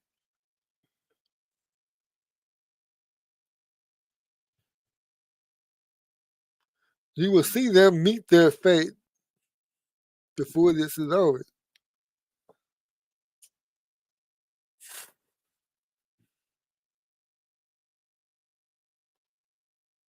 A lot of business had to be settled before we can fully move into the golden age. And that means exposing what they've been doing. And that's what Trump is doing on the crime thing right now. They kept us divided. They kept all the people in these cities divided into their own little political camps, fighting each other for the political spoils. And that's how these sons of bitches have maintained control. When the body stacking gets a little too close together, and they have a very public case like that poor girl in Charlotte, they come out and finesse things for a couple days and burble about gun control until everybody gets distracted and it goes away. They can do that because Americans were not united. That was when it was working. But we reached a point in the Great Awakening where they can't get away with this shit anymore. People are uniting and they can't stop it. Trump feels the country is ready now. The country's ready. Well, it can take this. It's a major step now. I'm not downplaying that. This is going to be a major step. How can you send the Marines into Chicago? What the fuck are you doing? And Trump will have made the case. Trump will be able to make the case. This is national security. A foreign entity bribed its way and rigged its way into influence over this city to make literal war on its population. And I'm putting it into it. It's fucking bad if you don't like it. Okay, thank you for watching. I've got almost like 20 minutes over, and there's 2,600 people watching. Wow. And we're heading into the weekend now, and I caught this guy, okay, and the guy's picture up on my screen for the last hour. And there's a lot going on, a lot will continue to go on. But you have to keep that big picture of you. Don't get so wrapped up in the daily news cycle. You forget the big picture about what's happening. Trump is revealing that there's a foreign entity that's been making war on our country. They've been doing it for a long time now. They've had control of all of our institutions, our cultural institutions. He is exposing them and breaking their control of those institutions one by one. He's taking the control back away from them. He's giving it back to the American people, just as he always said he would. And he's now up to the point he's ready to tackle the crime thing and show how these people have literally been allowing Americans to die.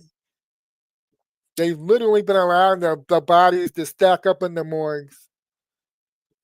And it ain't because they're communists. I believe this will come out. They've been paid to do this because they love the darkness. They're Luciferians. And the Luciferians are the absolute worst. So if you cry for any of these people, when after a swift trial, they are swiftly executed. God bless you. Thank you for watching. I'll see you on Monday at 10 a.m. Unless I feel led by the Spirit to do another live stream before then.